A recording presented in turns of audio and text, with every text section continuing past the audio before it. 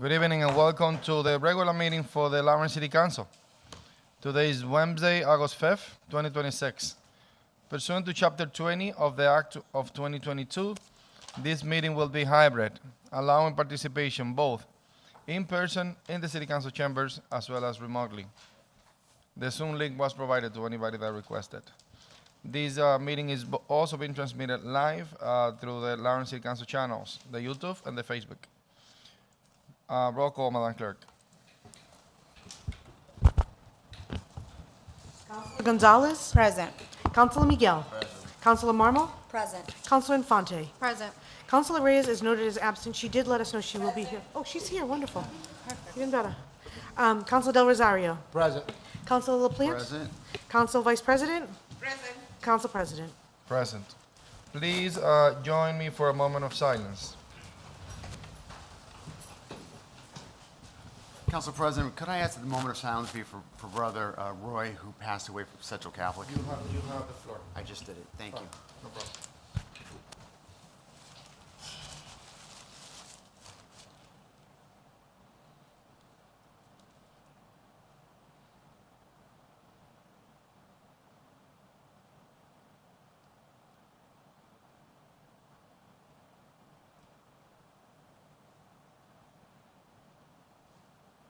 Now join me for the Pledge of Allegiance.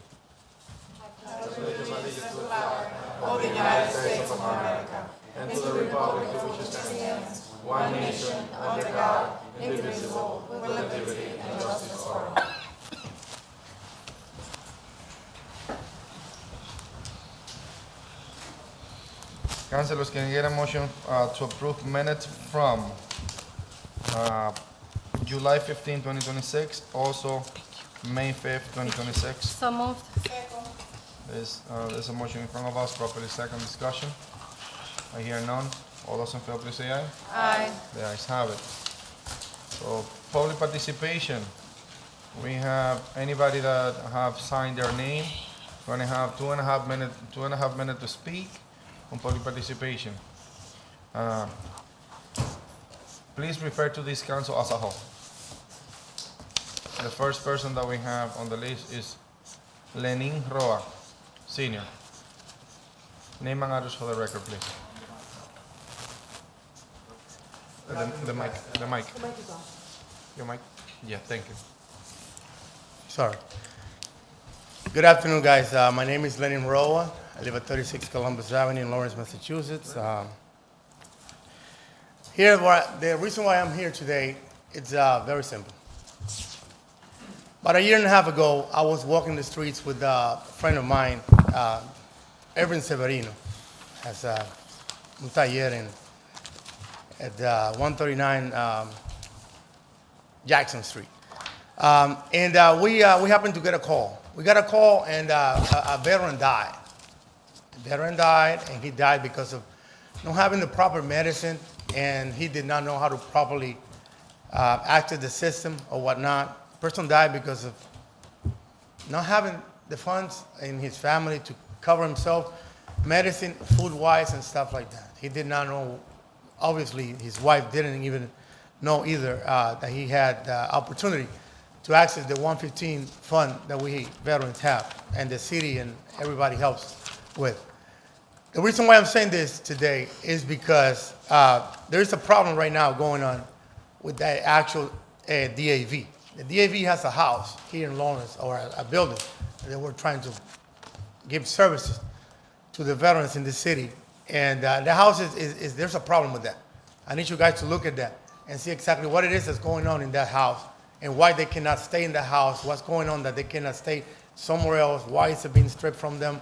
I get a lot of messages about this, and I'm just looking at one bell, and I'm not looking at the other.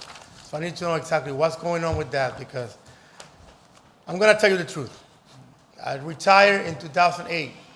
I have a DD-214 that says that I fell from a plane and broke my back in 3 places. I have a bullet, and I have a bullet inside my back right now when I got shot twice in service. I could have lost my way of walking and stuff. After 4 months of walking in a place, I was able to walk again. Veterans in this country, we're being misplaced and we're being mishandled all kinds of ways.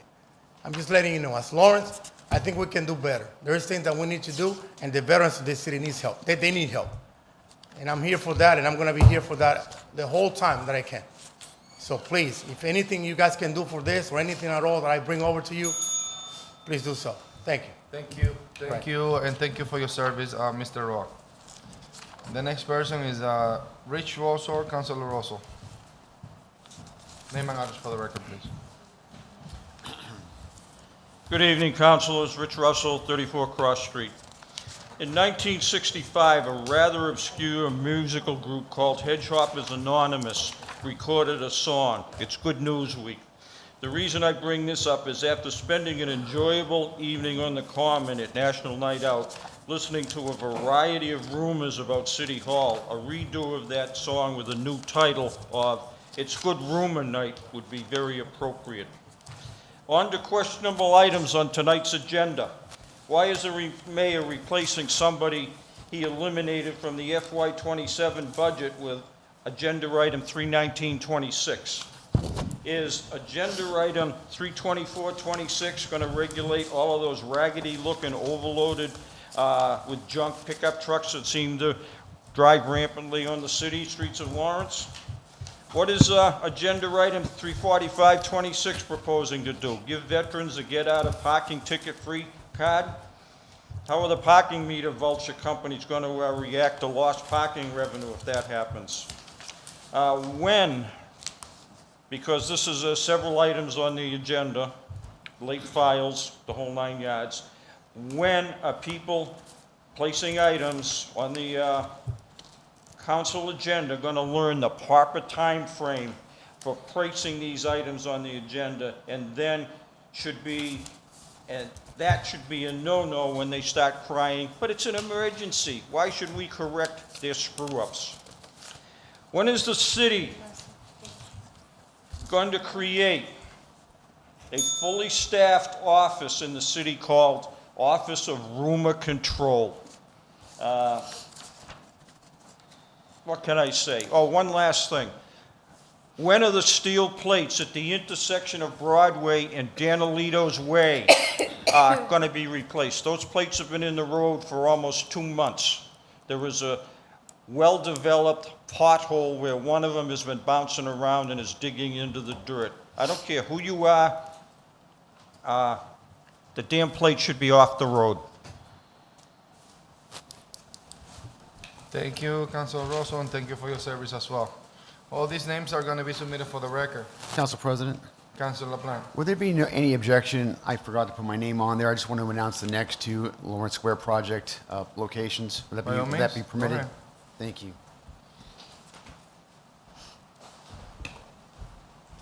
Thank you, councilors, and thank you for the courtesy this evening. Our next two Lawrence Square projects, the next one will be taking place tomorrow, which is Thursday, August the 6th.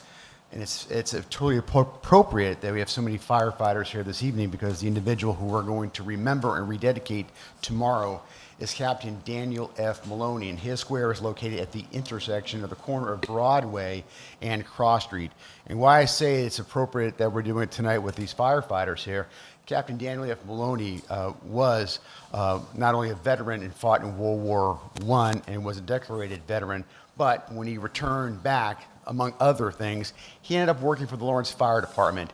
His claim to fame is this. Number one, he was very involved in beginning the ambulance service.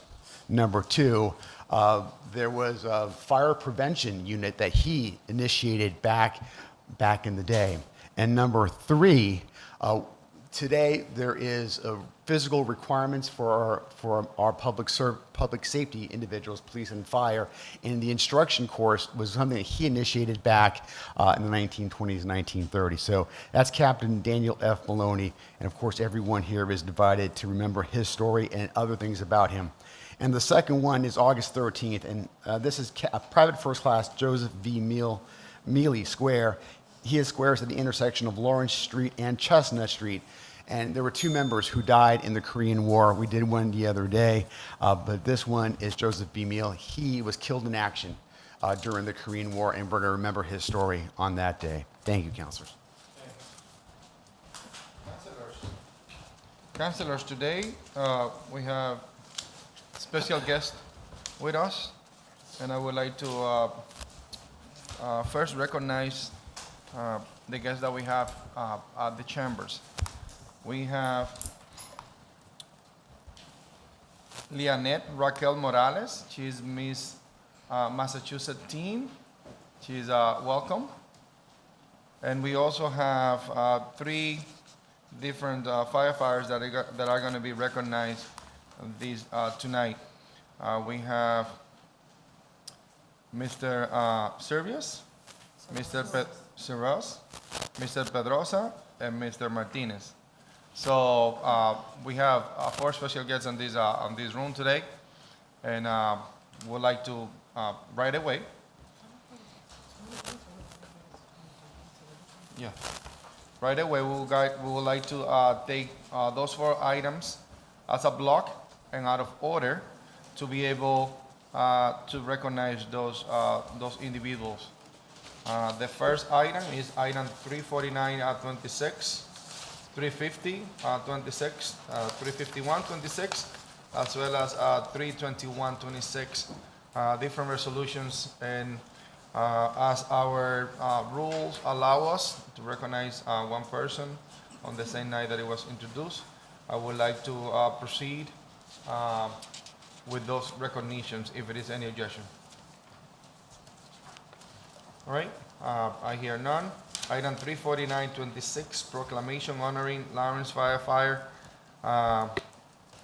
Dan Servius for a heroic effort on July 12, 2026. So, as well as item 350-26, proclamation honoring Lawrence firefighter Otoniel Pedrosa on his heroic effort on July 12, 2026. And item 351-26, proclamation honoring Lawrence firefighter Jason Martinez for his heroic effort on July 12, 2026. We are going to proceed allowing Councilor Infante to go to the podium and Council Mamo to go into the podium and present those proclamations honoring those three firefighters from Lawrence. You may proceed.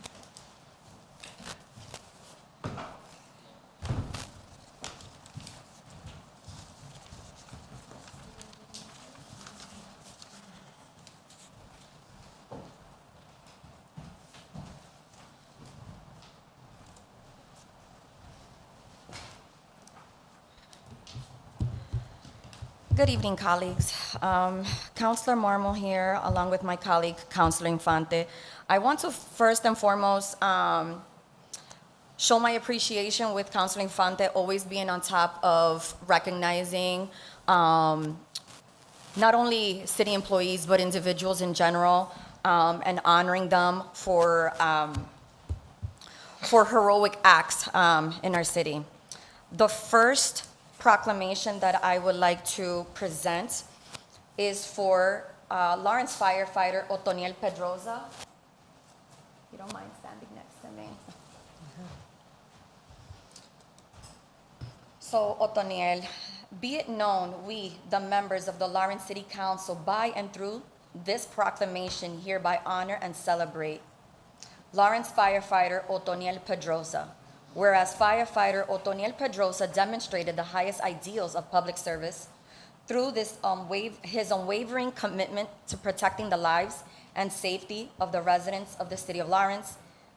And whereas on July 12 of 2026, during the devastating 5-alarm fire at the intersection of Havel Street and Margin Street, firefighter Pedrosa displayed exceptional courage, professionalism, and resolve while operating under extreme and life-threatening conditions.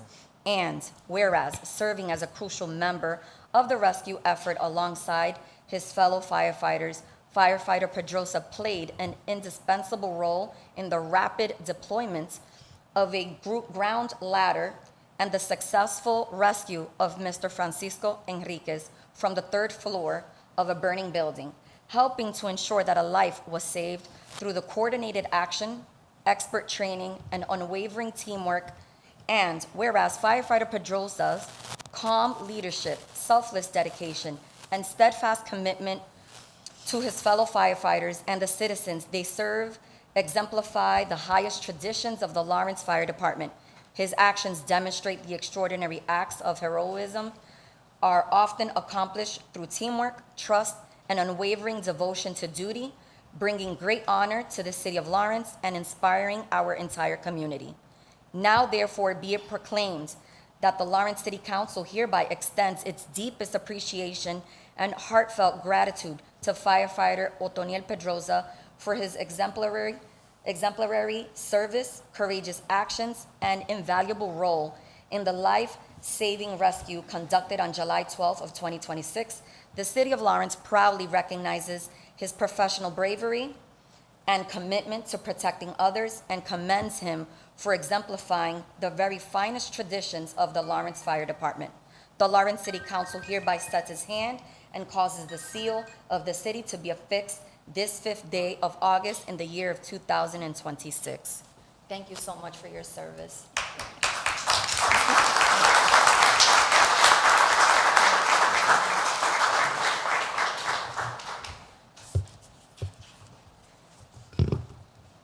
In addition, I would like to introduce this proclamation. Be it known, we, the members of the Lawrence City Council, by and through this proclamation, hereby honor and celebrate Lawrence firefighter Jason Martinez. Don't be shy. Whereas firefighter Jason Martinez demonstrated the highest ideals of public service through the unwavering commitment to protecting the lives and safety of the residents of the city of Lawrence. And whereas on July 12, 2026, during the devastating fire at the intersection of Haverhill Street and Margin Street, firefighter Pedrosa, this needs to be fixed. Firefighter Martinez displayed exceptional courage, professionalism, and resolve while operating under extreme and life-threatening conditions, and whereas serving as a crucial member of the rescue efforts, alongside his fellow firefighters, firefighter Martinez played an indispensable role in the rapid deployment of a ground ladder and the successful rescue of Mr. Francisco Enriquez from the 3rd floor of a burning building, helping to ensure that a life was saved through coordinated action, expert training, and unwavering teamwork. And whereas the firefighter Martinez calm leadership, selfless dedication, and steadfast commitment to his fellow firefighters and the citizens they serve exemplify the highest traditions of the Lawrence Fire Department. His actions demonstrate that extraordinary acts of heroism are often accomplished through teamwork, trust, and unwavering devotion to duty, bringing great honor to the city of Lawrence and inspiring our entire community. So now, therefore, be it proclaimed that the Lawrence City Council hereby extends its deepest appreciation and heartfelt gratitude to firefighter Jason Martinez for his exemplary service, courageous actions, and invaluable role in the life-saving rescue conducted on July 12th. The City of Lawrence proudly recognizes his professionalism, bravery, and commitment to protecting others, and commends him for exemplifying the very finest traditions of the Lawrence Fire Department. The Lawrence City Council hereby sets its hand and causes the seal of the city to be affixed this 5th day of August in the year of 2026. Thank you so much for your service, firefighters. We're gonna have to fix this. Your name is We're gonna have to address that.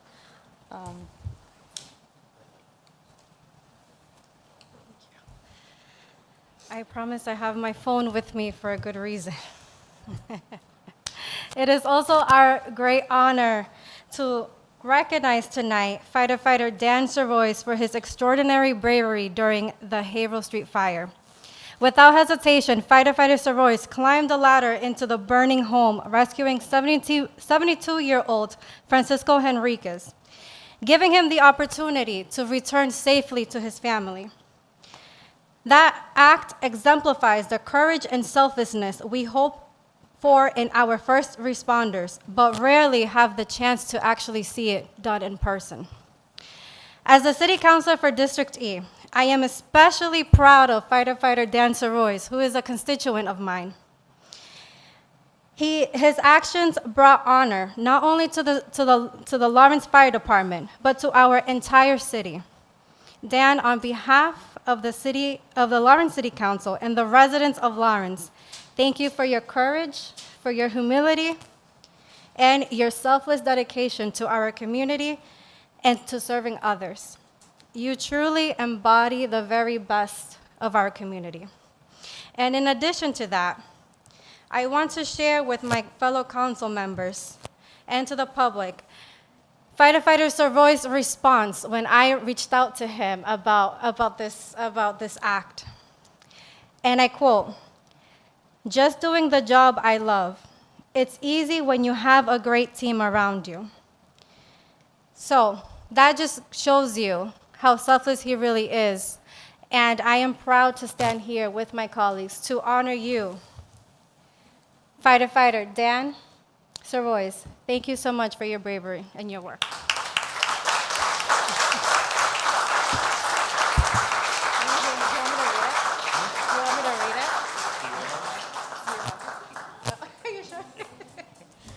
I would like to invite Chief Delaney now for a couple words before we proceed. Good evening, Council. Thank you, Council Chairman, Council, for this recognition. It's a great feat that they performed that day. I'd like to say a little bit about that fire. It really got a big head start on us. They were actually on Common Street, I believe, and Deputy Leduc, who's here with us tonight, the shift commander, looked up and he's seen the smoke in the air. So he came on his radio and he asked, "Fire alarm, do we have anything going on in Tower Hill?" And they stated that they didn't. Within 30 seconds, they stated that they were getting multiple reports of a building fire. So when our crews pulled up, they actually had 3 occupied dwelling units on fire. It was very, very hectic at that time. So I would also like to commend Deputy Chief Wayne Leduc for his actions that day. These firefighters who performed this rescue, they weren't actually all in the same truck. So when we pulled up, there was a lot to do. We tried to deploy some large hose lines. It was in the back. It went unseen for a little bit. So they had a lot of work ahead of them.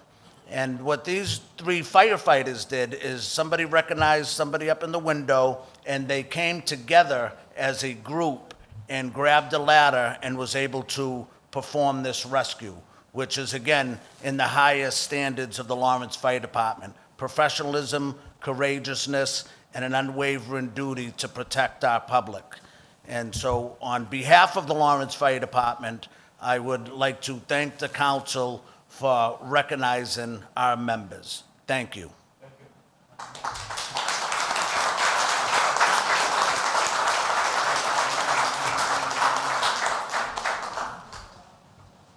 Can I, Council President, Councilor Rosario. can I please have a minute to express myself? Lord? Tenemos uno más y después usted que recess.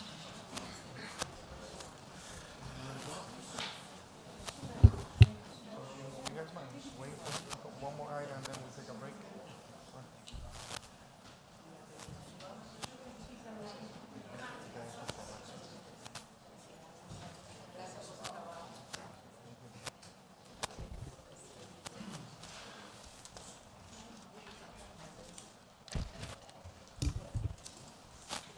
Councilors, we have one, before we take a recess, we have one more item to present. Council President, can I say something before the Sure, firefighter goes? Councilor Rosario. Thank you, Drew. Can you move the guys over? Guys, This recognition actually touched part of me. I might screw up your whole life now because Officer Otoniel Pedrosa is actually my oldest daughter's uncle. So I actually saw him grow. I mean, like, he used to live with me when he was a little kid. He went to medical things that we went as a family together.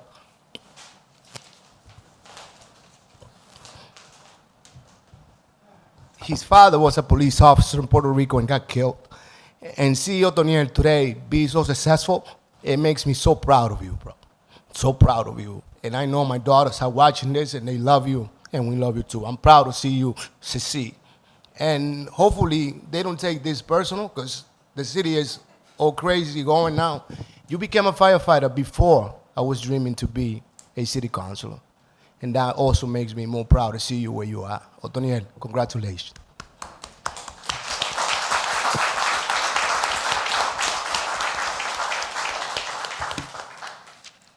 Thank you. Thank you, Councilor, for expressing those emotional moments with us.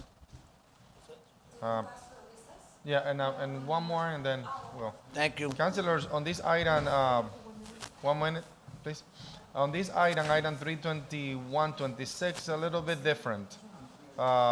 It was submitted as a resolution, so we're gonna have to take a few votes before we actually present it. So, councilors, I'm looking for a motion to suspend Rule 12A. So moved. Second. There is a motion in front of us, properly second discussion. This is not a resolution, are we talking about which item? Yes, item 32126. So, Oh, it is a resolution. yeah. All right, that is an item in front of us, properly second. There is no discussion. All those in favor, please say aye. Aye. Any nays? The ayes have it. Now I need another vote. This is a motion to declare this item as an emergency for the convenience of the public. So moved. Second. Motion in front of us, properly second discussion. Discussion. Councilor Plan. I'll be voting in favor of this. But listen, can we do all ourselves a favor? Can we just give it a different name? Can we call it a citation? Can we call it a proclamation? Our rules are very specific about a resolution, which is what puts us into this pickle and have to do this emergency. So in the future, I would ask my colleagues, just don't name it a resolution. Name it something else. That way we don't have to do what we're about to do right now. Thank you. All right, any other discussion? All those in favor, please say aye. Aye. The ayes have it. I have motion number 3, which is a motion to adopt the resolution. Motion to adopt the resolution. Second. A motion in front of us, properly second discussion. I hear none. All those in favor, please say aye. Aye. The ayes have it. I'm gonna call Councilor Malmo to go to the podium and introduce and present the resolution to Ms. Tim. And come over. Mom, you can come as well. Good evening, councilors. To me, it's an extra honor to present this resolution to Lianet Raquel Morales, Miss Massachusetts Teen of 2026. Briefly, I just want to mention, I went to college with your mom. Went to college. And I've seen so much how your mom has, and I've seen you grow up. You've grown up before us. I've seen so much how your mom has advocated for you. She really fights for you to put you in spaces to become who you are right now. And I just want you to know how much your mom loves you. And you, not only do you make your mother proud, oh, girl, you're gonna make me cry. Not only do you make your mother proud, but you truly make all of us proud. And you literally put our city up in a pedestal by continuously accomplishing, because this is just one of many goals. I'm pretty sure I'm gonna see you on a bigger stage. So with that being said, where is mom? Oh, come.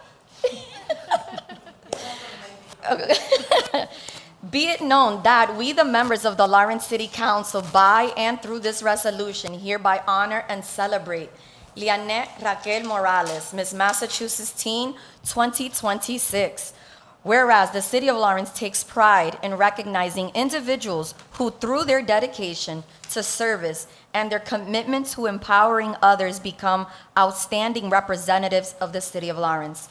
In that spirit, the Lawrence City Council celebrates Lianet Raquel Morales on the occasion of her historic achievement as Miss Massachusetts Teen 2026, becoming the first young woman from the City of Lawrence to earn this distinguished title and the opportunity to represent the Commonwealth of Mass at the Miss America's Teen Competition. And whereas, as the founder of Tap Into Your Greatness, Lianet created an inspiring youth empowerment initiative dedicated to helping children and teenagers build confidence, develop leadership skills, discover their purpose, and overcome challenges through mentorship, educational workshops, and meaningful community engagements. And whereas Lianette has demonstrated an extraordinary commitment to public service through her advocacy for heart health and CPR education, raising nearly $20,000 for the American Heart Association during the Miss America's Teen Go Red for Women campaign, earning first place in her region and third place nationally. And whereas her pursuit of both academic and athletic excellence is reflected in her studies at Boston University Academy and her dual enrollment at Boston University, where she serves as an executive admissions ambassador and peer advisor, exemplifying scholarship, leadership, and service to others, while also being an accomplished competitive dancer and world silver medalist representing Team USA. Lianette has showcased exceptional talent, discipline, and determination on the international stage while serving as a role model for young people throughout Lawrence and beyond. Now, therefore, be it resolved that the Lawrence City Council, on behalf of the citizens of Lawrence, hereby extends our highest praise and congratulations to Lianette Raquel Morales and wishes her continued success as she represents the Commonwealth of Massachusetts at the Miss America's Teen Competition. The Lawrence City Council hereby sets its hand and causes the seal of the city to be affixed this day of August in the year of 2026. Congratulations, Lianette Morales.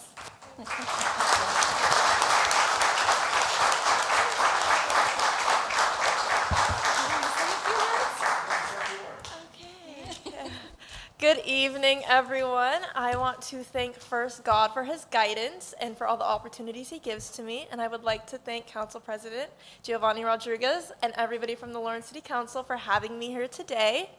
Lawrence is a proud part of who I am. It has shaped me greatly. And my passion for service that I have now is because of the amazing city we have here.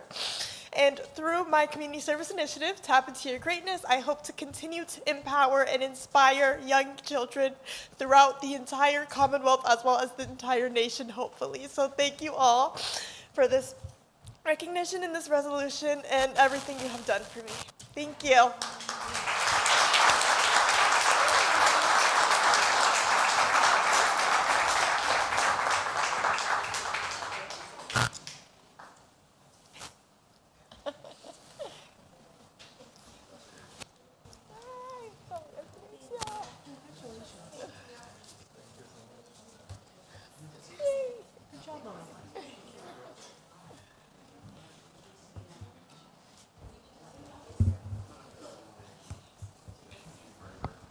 I'll entertain a motion to Motion recess. motion for a 5-minute recess. Second. There's a motion in front of us, properly second discussion. I hear none. All those in favor, please say aye. Aye. The ayes have it.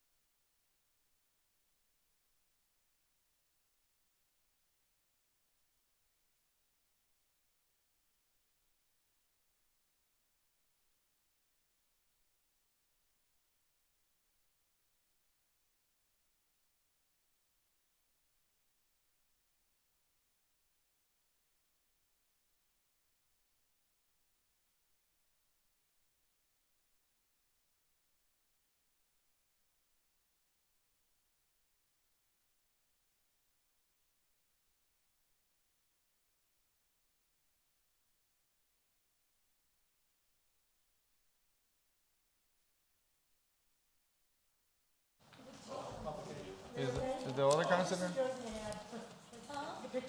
So we have a few more items to do the Centen. Sorry. Centen, 2 more items. I just feel bad. I'm not gonna. Declare an emergency.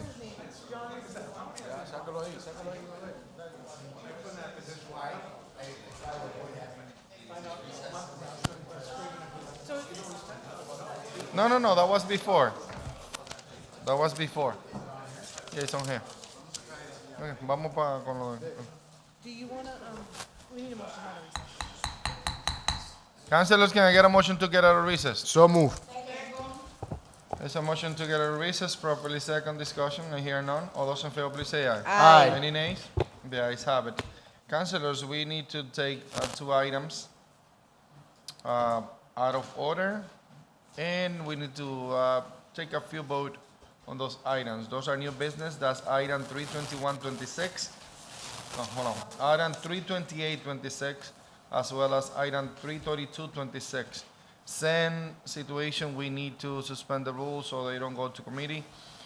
And then we're gonna have to declare an emergency based on specific reasons. And subsequently, individually, separate, we need to either adopt those items or discuss it for a specific vote. So as a block, if there is no objections, I would like to take item 32826 as well as item 33226 to suspend Rule 12A. Can I get a motion for that? So moved. Second. There is a motion in front of us, properly second discussion. Councilor LaPlante. Yes, it's a block. For the final vote, it will be individually. Okay. The second vote will be to declare as an emergency. So this is to suspend the rule, not to send it to committee. Then the second vote will be to declare an emergency. Okay, on that one, we'll take it individually. So, any discussions to suspend Rule 12A? I hear none. All those in favor, please say aye. Aye. Any nays? The ayes have it. Now, councilors, I would like to take item 33226, which is ALA's mural initiative at Cronin Park. That item, I would like to declare as an emergency for the public, for the convenience of the public. So move. Can I hear a motion? There is a motion in front of us, properly second discussion. Discussion. Councilor Plant. What is our schedule for city council meetings for August? Are we having one in 2 weeks? We will have another meeting in 2 weeks, So that'd be Regular schedule. August the what? The 18th. August the 18th. So this event will happen if we adopt it today, it will happen tomorrow, starting tomorrow. The painting. So I'm in a weird spot, Council President. I'll be very candid with you, as I always am. So I'm in a pickle. Oftentimes, we have more meetings, and when we have more meetings, typically the need to have emergency meetings or resolutions that have to be done as emergencies seem to lessen. And so through no fault of these individuals, they probably put it in. I don't even know when did they submit this request into us? Does it say it on the agenda, on the packet? It's in the package. Can someone help me with that? When, do we know when that was put in there? Probably late July. I don't have the exact paperwork in front of me. So the application date was July 22nd. Yeah. I'm seeing that here. I'm trying to think of, was there a meeting? There was, If it is, it was not on a special meeting on the 20th, Yeah. and usually the second meeting of the month is before the 20th. It would have been the 21st. So it will be the 21st last month. so even if we didn't have it, this was so late in sending it over to us, they're looking to having something. We need to get our individuals, our applicants, to understand our timetables. This is not like McDonald's, where it's a drive-through. You go and you do your order, you come back with a permit. We're not like that. We're not built like that. We're built to have our rules say, we know the rules, right? I don't need to say it. We know what our rules are. We get an item, we send it to the committee, by our rules, the committee does their work, gets back to us, then we vote. We do that all the time. It's been going on there since 1986. That's just the way we do things. But what we're doing now, we're circumventing that. People expect that we're just going to do whatever we're going to do. And I just think, I feel badly for the people who follow the rules. It's so much easier to do it like this sometimes. So anyway, that's the conundrum I find myself in. And then we add the whole layer of the summertime. But in this case, that doesn't even make a difference because even if they did it, they would have been too late anyway. So I know, you can see the frustration in my voice. I'm trying to be fair to everybody and try to treat people equally when they come in, any applicants. But we see this on occasion, and we see this more. I'm not sure we see it more and more, but we see it regularly more than we should. These are not emergencies. Emergencies, what happened to my district during the Merrimack Valley gas crisis. That was an emergency. That we needed to act on. The things that we're doing here to get a permit to use the common, it's not an emergency. That's the frustration. I'll let it go there. I have no idea I'm going to vote on this. Thank you. Well, Councilor Plan, I would like to respond to that. It's not like we having an emergency every meeting, and if we do, our charters establish the rules very clear. The charter of the City of Lawrence is clear when it says, for the convenience of the public, and that's subjective. That is up to the council to discuss and decide. And it doesn't say an emergency is such and such. An emergency for the convenience of the public is different than an emergency of a tragedy. This event specifically is for the convenience of the public. And the charter is clear, crystal clear. The council will discuss what is an emergency for the convenience of the public. Those ones that are not for the convenience of the public are not defined by the council because those are emergencies. A fire is an emergency, something that happened with the police department is an emergency, that we don't define that. But the charters specify what is an emergency if the council discuss it for the convenience of the public. But I understand your frustration, and I'm not going to take it away from you. I've been here 11 years. You've been here 20-something years. Councilor Levy been here for 8 years. Councilor Selena Reyes has been here for 6, 7 years now. So we have seen many of what is defined as a convenience for the public in a different way. This is no difference. What I can tell you is that these kids are going to be doing something that potentially can reflect a benefit for the community tremendously. And it could be the paint, it could be the mural, but it could be the youth involvement on positive activities that is an emergency in Lawrence, because we have a lot of lack of youth involvement here in our community. So if we look at it that way, it's a convenience for the community. But I'm not going to go into arguments. We have a potential discussion from other councilors. I got a if they question. approve it. I don't have a quite argue. Are we dealing with 328 right now, which has nothing to do with murals, but we are in 332.26. so we're doing both at the same times, both in emergencies? No. So which one are we doing We are right now? taking, I need to hear from the council president, excuse Okay. me.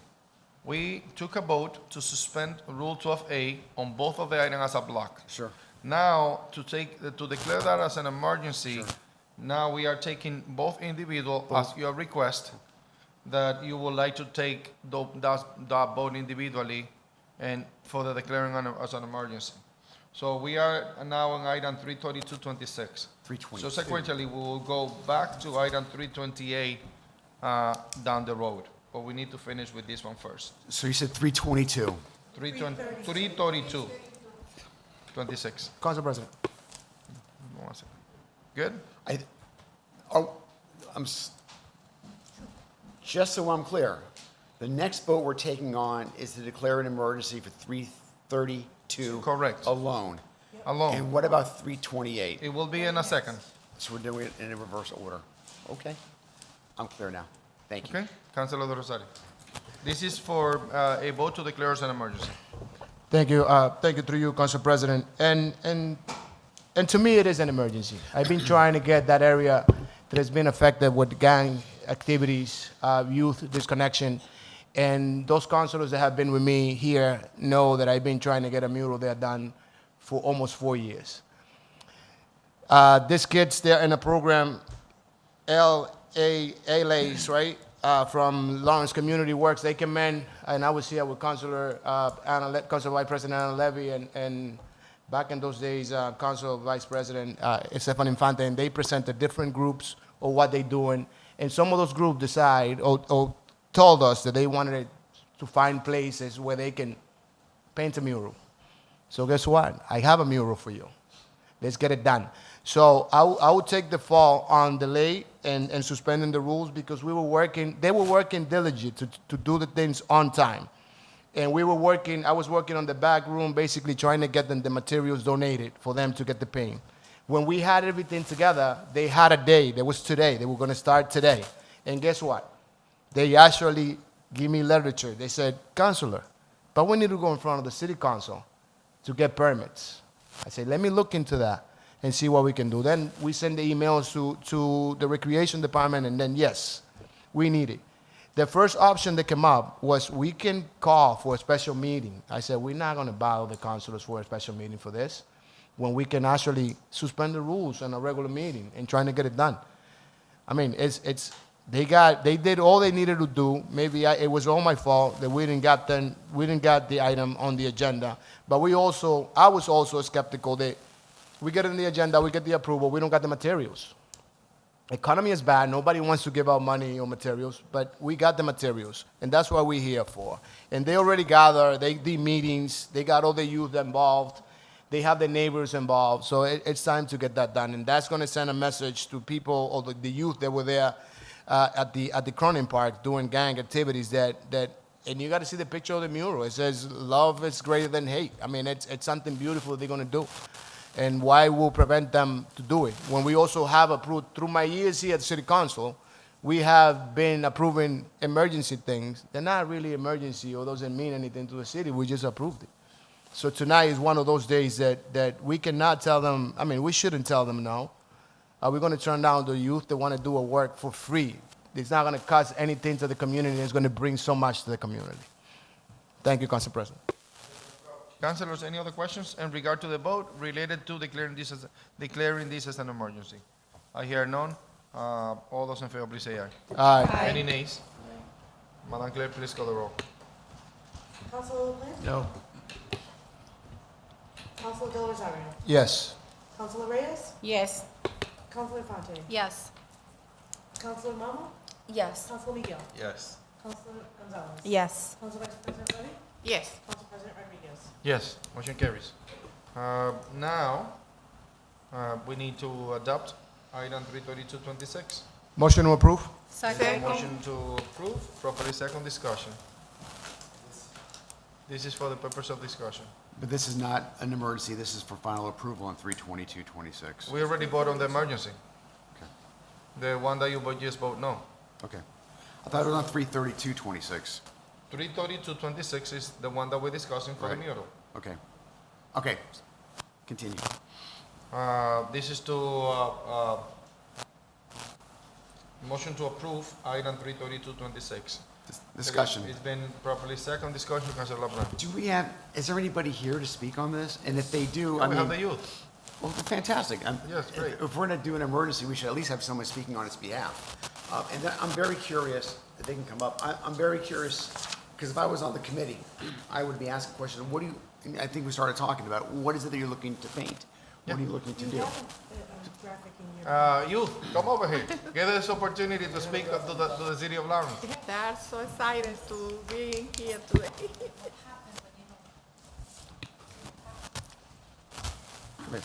Hi, everybody. So, Everybody. good evening, council members. Yes, Gabriela Betances, 168 Newberry Street. I am not a youth, but I am the project director, and I just wanted to thank you guys for your time and for hearing the youth out tonight, because this is a very big deal for them and for our city and our community, so thank you.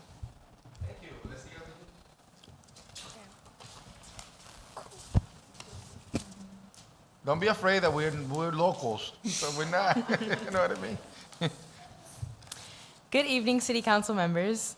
My name is Shawana, 168 Newbury Street, and accompanied by my companion, Alina, 168 New Union Street. We are part of ALAS, a paid youth civic leadership internship by Lawrence Community Works as a part of their initiative for youth as healthcare change agents. Over the past several months, we've worked alongside our peers and community partners to create a public art installation that celebrates unity through the message, the only thing more powerful than hate is love. And here we have a visual representation of the banner we created over many mural discussions with the youth in our community. This was created by youth with the given opportunity by Councilmember Gregory. Lawrence has always been known for its culture. Our installation adds another reason for people to gather. Public art creates destinations. When people discover unique landmarks, they don't just take a picture and leave. They walk around the city, visit local businesses, attend events, and share their experiences online. This installation has the potential to attract visitors from the neighboring communities, given the popularity around the central idea. The message alone around diversity in the nation made the Super Bowl the most watched of all time, with 125.6 million watches, Boston being one of the most played cities. Surrounding cities like Methuen, Andover, Lowell, and Boston would visit. Increasing foot traffic benefiting restaurants, small businesses, local festivals, and future community programming, overall improving Lawrence's social economy. Although Lawrence has predominantly Dominican population, our city is also home to Puerto Ricans, Colombian, Korean, Mexican, Italian, Cambodian, and many other cultures. The flags incorporated into our design symbolize that while our backgrounds may be different, our community is one. This project will be done August 10th and 11th in the span of 10 hours. ALAS as a whole has been sending out emails and handing out flyers to the public, as well as partnering organizations such as Elevated Thought and Movement City. We will be providing a porta potty for the public as well as snacks and lunch for any volunteers. In the span of those 2 days, ALAS will be setting up and cleaning up the park. Lawrence Prospera and Sisu has confirmed the donations of all the materials needed for this mural project. In addition, Lawrence Prospera will be sponsoring a small cookout at Cronin Park on the day of the mural unveiling so we can celebrate this accomplishment with the youth, our community partners, and everyone who helped make this project possible. When people think about public art, they often think about paint on a wall. But this project is much more than that. It represents a message our city can be proud of through collaborators and youth leadership highlighting diversity. Years from now, children will ask who created this mural. The answer will be simple. It was created by the youth of Lawrence for the people of Lawrence. We hope that everyone who walks near the park and every kid whose home is the Talbot School will stop, look at this mural, and be reminded that the only thing more powerful than hate is love. Thank you. I want to also say thank you very much for, giving us the opportunity to talk about this and giving us the time and space. Thank you. Do I have the floor still? Wow. Amazing presentation. Thank you. Any questions, councilors? Yeah, I have the floor still. I just have a question. Through the city council president? Well, that's what I'm saying. That's why I'm looking to you. I'm Yep. looking right at you. No, you say that you still have the floor. I'm so we're asking. talking to them. All right. So, Councilor Plant. Thanks. So I don't have a problem. This is the only thing you're going to be putting on there, which is very non-controversial. It says, love is more powerful than hate. Who can argue with that sentiment, right? So I think the issue here is not this. But I think what we need to do as a body, and I'm not sure tonight's the night that we need to do this, but what we need to do as a body is, when it comes to messaging and freedom of speech, what happens if the message was something different? Maybe it was something a little more edgy. I'm not saying this group would do it, and a different group. Are we prepared as a group to say yes or no? Can we say yes or no to something that maybe is contrary to our own personal convictions or what we think the people that we represent would feel proud to do? No one's going to argue with this. I'll be voting in favor of it. No one's going to be concerned about this messaging. But the question here is, what happens if?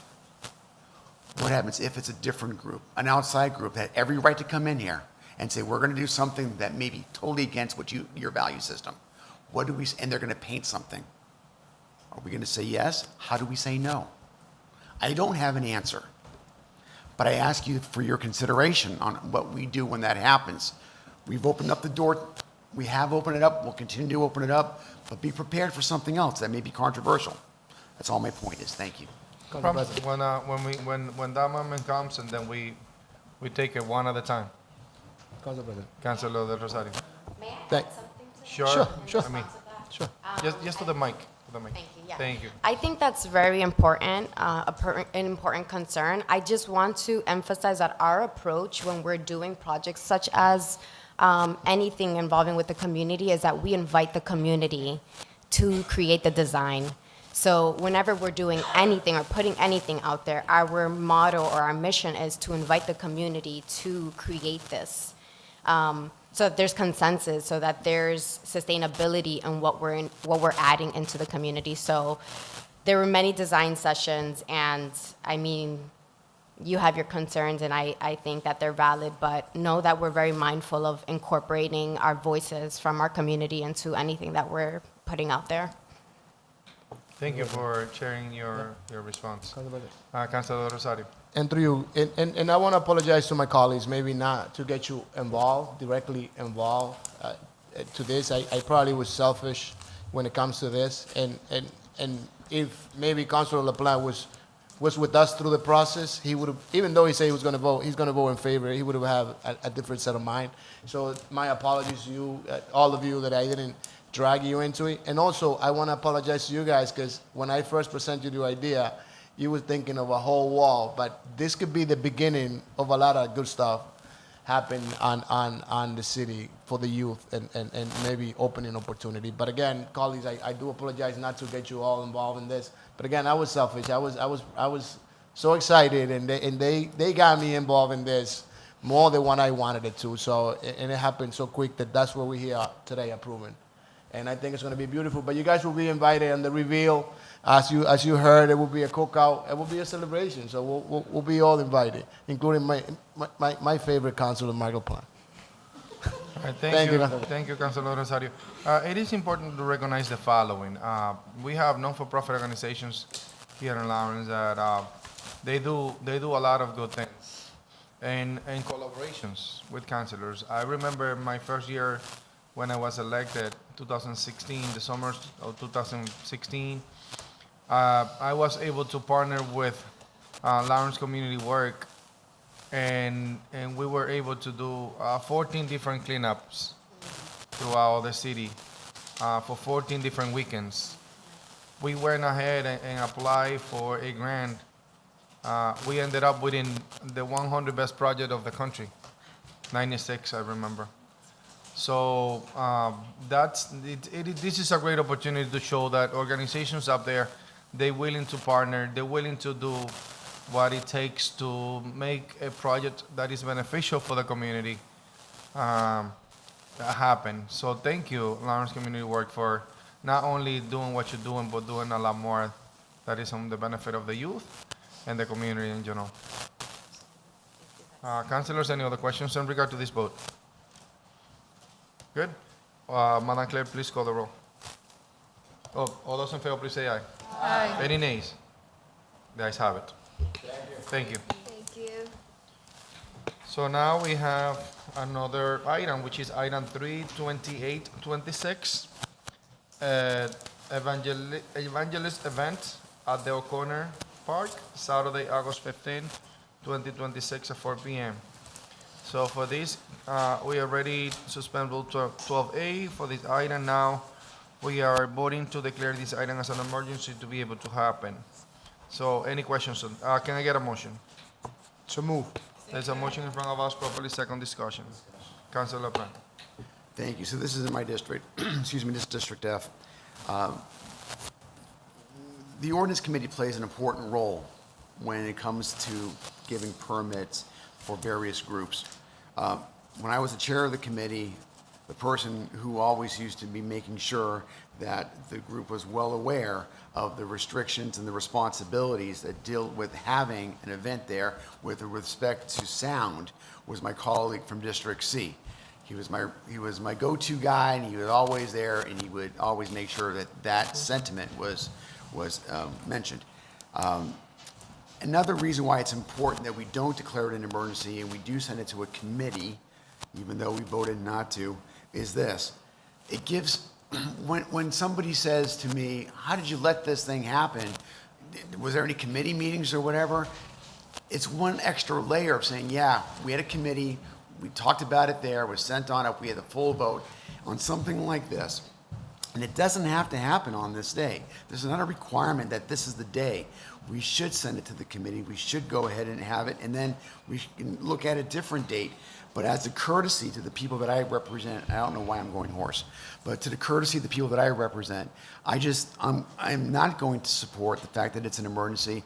I would encourage this council president, I know we just had a vote on it, I'll make a motion to reconsider the vote if we need to send it to a committee.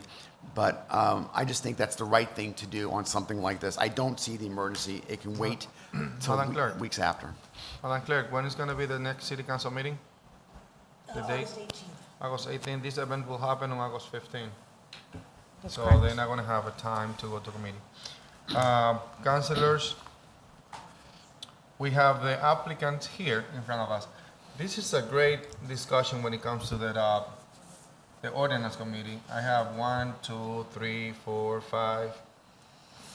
6 out of the 9 councilors have served at some point or currently at the ordinance committee. Do we have any questions that we typically ask at the committee meeting? Through you, Council President. So if we do, we can take this opportunity to make the comments that we typically do, and also ask the questions, expecting a specific answer for the sake of the event and the community. Councilor De Rosario. Thank you, through you. What kind of speakers or sound system do you going to have at the park at that moment? Name and address for the record, please. Oh, you don't have it. Mi nombre es Nori Paraoy Fabián, vengo en representante de la Iglesia de Jesucristo el Buen Samaritano. Con el permiso. Mi nombre es Nori Paraoy Fabián y mi dirección es, vivo en el 223 de la Osgood en South Lawrence, a donde. Yeah, go ahead, of course. No, I mean, you need to say the address in English. Okay, Nori Pavón. Paraoy. My name is Nori Pavón, and I live in 22. Sí, Otra vez. 23 de la Osgood. 23 of Old School South Lawrence. in South Lawrence. 23 also. That's good. So the question, can you repeat the question to her? Oh, what type of a speaker you gonna have for that event? Nosotros usamos de una bocina regular que no hace mucho escándalo en la ciudad. We just use a regular speaker that is not too loud in the city. Usamos como bocina que usamos en el templo We use the same speakers that we use in the church. y usamos los instrumentos de música que no es que tenemos banda de música ni nada de eso, música que son, ¿cómo le diría? No. Son música que es de bien, como para el alma, que relaja el alma, que nos eleva a la presencia del Señor. So we use the instruments that we use in church. They're not big instruments, and it's music that relieves your soul and that brings you to the presence of God. Okay. Any other questions, Councilor De Rosario? Okay, thank you for that. What it is throughout the years, we get complaints of the noise. And I know the Holy Spirit get into the body and we get excited and we start yelling and screaming and we put the volume up. And 2 years ago, last year, I went to the O'Connell Park, to the O'Connell Park, and I saw what I said, and I had pictures on my other phone, that it was a sound system that I never seen. I saw the last time I saw a sound system that big was in a Mark Anthony concert in Boston. And it was in that little basketball court, to be honest. Speakers all over, And what it is we got to be mindful of the neighbors. Neighbors complain. 2 summers ago, we had the most call from the common park when the noise was, and we had to send the police. And every year, when the church comes in, I say the same thing. Be mindful. I know we want to praise the Lord. We get all excited, but it's also neighbors around it that they're not part of the celebration, and we get the calls. So we don't want to get those calls. We want the churches to be mindful of what is not noise for you, it's noise for others. Thank you, Council President. Thank you, Councilor Rosario. ¿Usted entiende? Si me permite la palabra, Claro. el año pasado yo pasé por aquí y pedir un permiso para hacer un culto. No fue usted el año pasado. Eso fue otra iglesia. Can you translate that? There was another church, and we're putting that as an example. Got it? Está bien. Lo que queremos, we want to put that as an example because it was very loud. I got that. I actually witnessed that event last year. It didn't happen in South, but it happened on the North already, and we saw it 2 weeks ago. They just changed the location. But we want to make sure is that people understand that, if an event, no matter what type of event happen, the music need to be to the standard to that event. Through you, Council President. Councilor Levy. Councilor Vice President Levy. Thank you. No, to respond also to Councilor Plan, yes, we used to say to everyone that coming in front of us, the same thing regarding the speaker, the loudly, and the music, and everything that they need to understand how they be using all the equipment that they use. So, but it's not just only to you that we say that, it's for every single person that coming in us for any other park that is going to have any event using any speaker or any music. Okay. Councilors, any other questions to the applicant? I have a question. Do we have a... Councilor Plan. Thank you. I do not see in my electronic packet the yellow sheet that says that the day is available. Does anybody else have that? It's right here. This one right here? This is that's a 352. Usted recibió un papelito amarillo del center. Oh, that's Chico. This is Chico, 296. This is 352. She has it with ¿Te her. le dieron uno? I haven't seen it. I'm looking for it. Déjeme ver. Oh, yeah. Chica one. For whatever reason, that office gave her a different color one. I think it is in your packets too. I see that. Okay. Somebody was covering for you, Alexa, and they use a different form. But it is in your packages, and it is available, yeah. That's me. It's just, usually it is yellow and more distinctive, and that's why we like it. Can I see that? Can you I give think that I have to it. Joel? Thank you. I have had conversations with the recreation department. Do we know whose signature this? Who is this? The applicant's signature or the? So it should be the applicant's signature. It's the staff member used the wrong paper. I talked with Alexa about it after the fact. She apologized that they didn't send us the yellow, they sent us that. So this is pretty close to useless because this is the application and not the okay by the recreation department saying. But I understand what you're suggesting. That's not the applicant's signature. That's actually a staff member's signature. That's what I asked. So whose signature is that? The staff Don't- members? Yes, staff member. Okay, all right. So it's not as useless as I thought.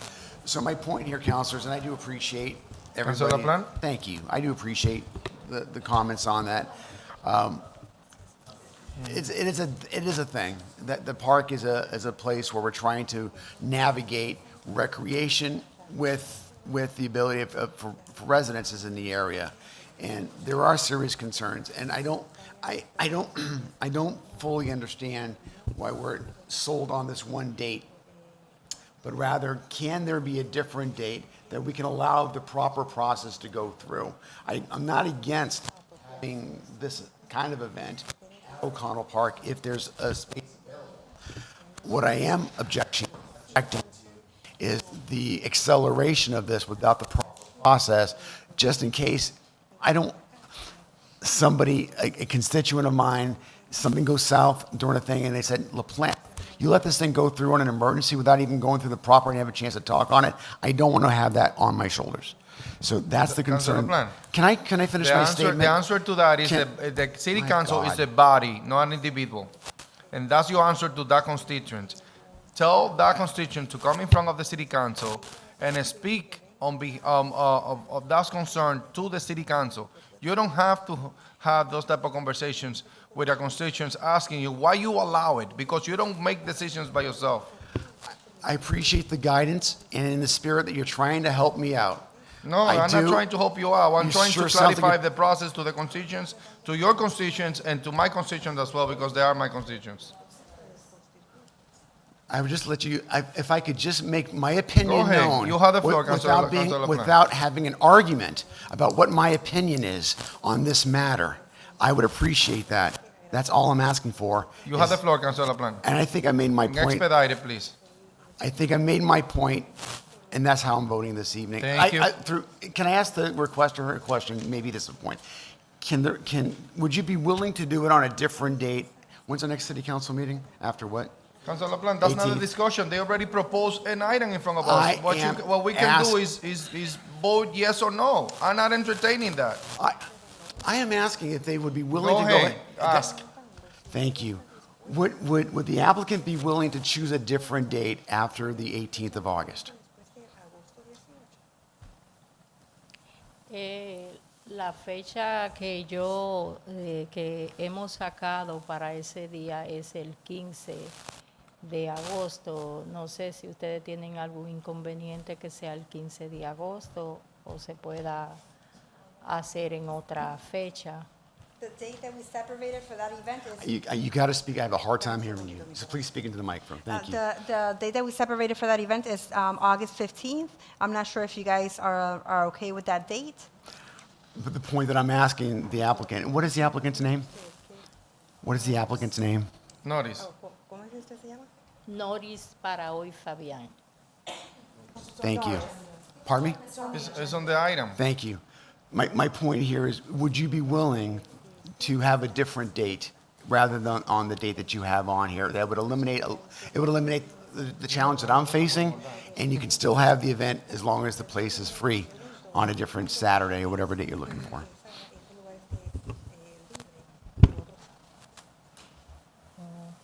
Usted no tiene que responderle a eso. You don't have to answer to that. Okay. We are voting on the item anyway. I'm trying to work with the constituent to see if we can get You to a want to place. change the date, and I'm they already asking- have a Council date. President, it's in discussion. We have a vote in front of us to declare this as an emergency. And as a courtesy, allowing you to speak out of order, but this is not the discussion. But anyway, you can respond to that. Ya nosotros tenemos esa fecha ya para el 15 de agosto.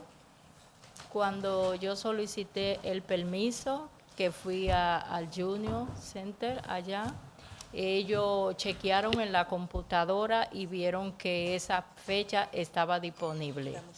Okay.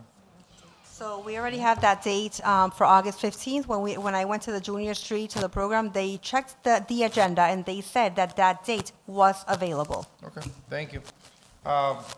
Any other questions, councilors? Just as a point of information. Madam Clerk. I will say, when working with the Alexa on the dates, it is getting quite full because one of the dates for that same park had to be pushed out to like September 12th because all the other dates in between now and September 12th were booked out. So when you're asking her to change the date, even if she picks a different day that works for her and her church, the date might not be available with the recreation anymore. So it just, at this point in the summer, a lot of the dates are gone already. And by the way, we suspend 12A, which is not going to committee. It's already been suspended, and the item gonna stay here if there is any changes. It's not going to committee. because we suspend that rule already. So, to be honest with you, this is making the item a lot more longer, and the discussion is not necessarily something that is in order, but we entertain it as a courtesy. So, any other questions, councilors? At this time, I'll call the roll. Madam Clerk, please call the roll. Call the roll. Council Gonzalez. Yes. Council Miguel. Yes. Council Mamo. No. Council Infante. Yes. Council Reyes. Yes. Council Del Rosario. Yes. Council LaPlante. No. Council Vice President. Yes. Council President Rodriguez. Yes, what's the count? 7-2. 7-2, motion carries. And now I entertain a motion to adopt this item. Motion to approve. Second. It's a motion to adopt, properly second discussion. I hear no. Madam Clerk, please call the roll. Council LaPlante. No. No. Council Del Rosario. Yes. Council Reyes. Yes. Council Infante. Yes. Council Mamo. No. Council Miguel. Yes. Council Gonzalez. Yes. Council Vice President. Yes. Council President Rodriguez. Yes, motion carries. Thank you, congratulations. I hope to have a great event. Muchas gracias. Gracias. Dios le bendiga a todos. Our councilors, we're going back on top of the agenda, public hearings. We have a couple employees here that we're gonna take care of them right away. There is a couple of items that we can take care of quickly, which is that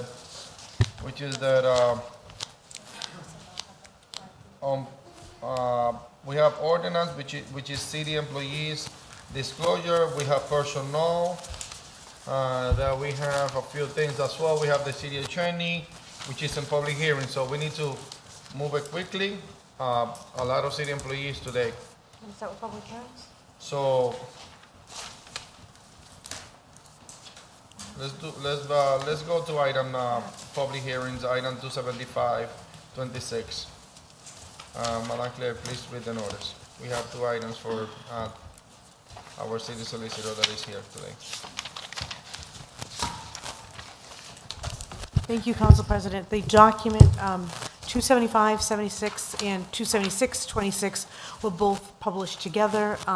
The legal notice reads as follows. Notice is hereby given that the Lawrence City Council will hold a public hearing on Wednesday, August 5th, 2026 at 7 p.m. in the City Council Chambers, 200 Common Street, Lawrence, Mass. Pursuant to Chapter 2 of the Acts of 2023 and in accordance with recently revised City Council Rule 2, this meeting will be hybrid, allowing participation both in person and remotely to accommodate participants with health considerations that prevent them from participating in person. To receive access codes for remote participation, please contact the city clerk at eileen.bernal@cityoflawrence.com or 978-620-3230, or view the meeting on Facebook and YouTube.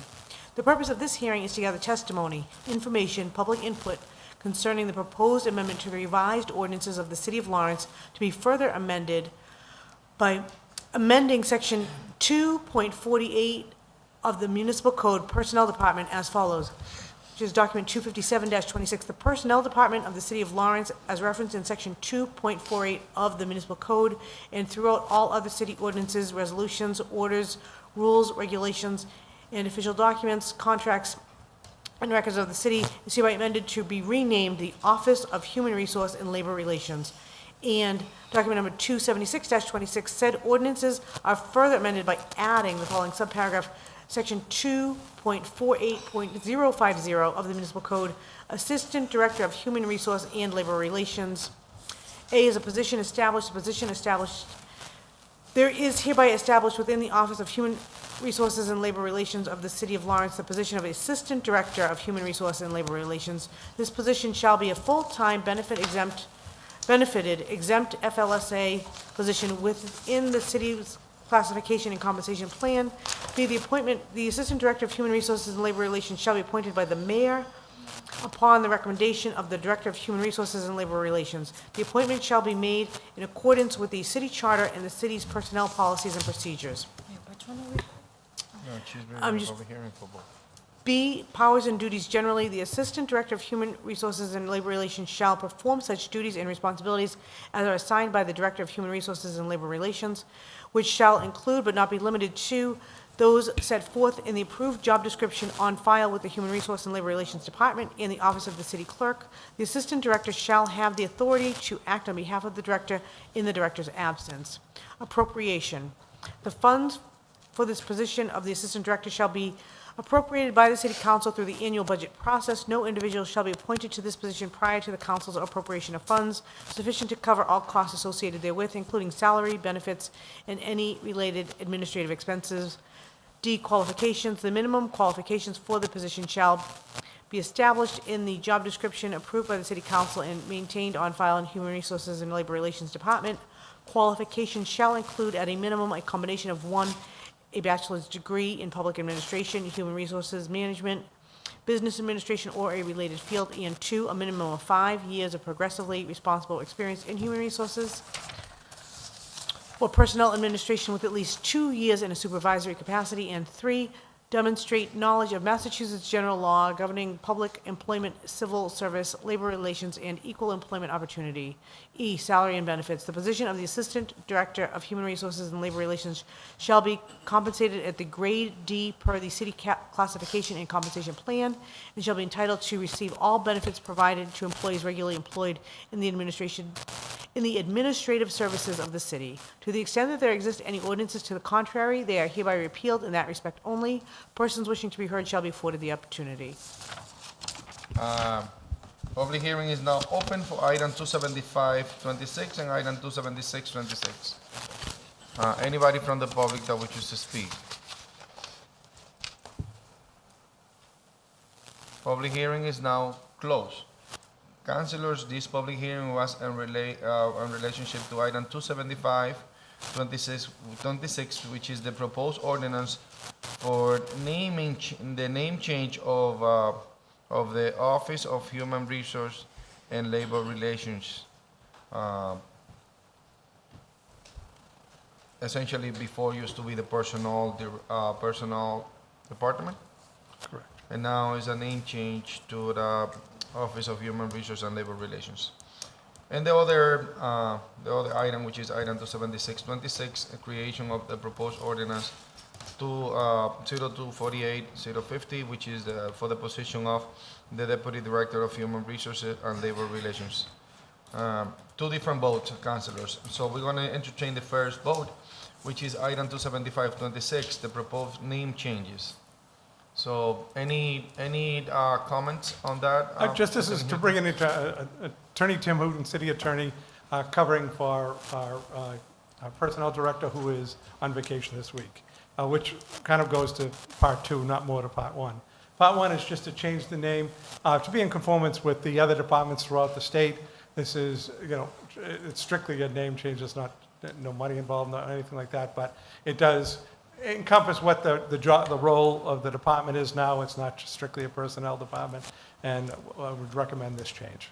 Okay, councilors, any questions on the name change? Council President. Councilor Infante. Thank you. This question is for the attorney who went through you, Council President. Did we, for Section 8, for the proposed ordinance of the position we're trying to create, did we look back or use the language when the state changed the whole financial department, the reporting structure and everything? Did we reference that language?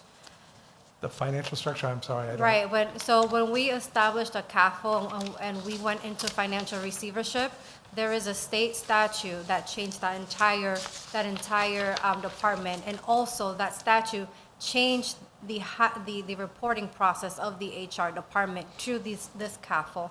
So I'm asking because right now it's saying that this shall be appointed by the mayor upon recommendation of the Director of Human Resources, but there is no mention of the CAFO, and I just want to make sure that we are aligned with what the I believe change it's only was. the director that's appointed by the CAFO.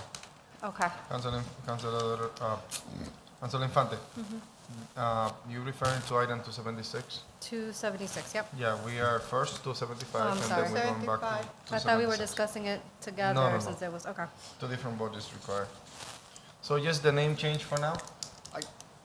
Councilor Blanc? I got a question. It may be captured in the next one, 276, and if it is, just guide me. So my concern is similar but yet different than my colleague from District 8, which is this.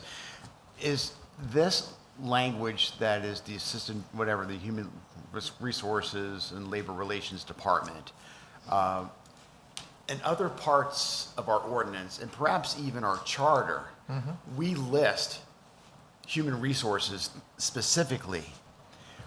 Will this language, either this in 275 or 276, make sure that the language throughout our ordinances and perhaps even the charter, and if it's a chart, I've got a different question for you, but will be reflective of this? Any reference to the Personnel Department in any part of our ordinance will be changed to the Office of Human Resources and Labor Relations.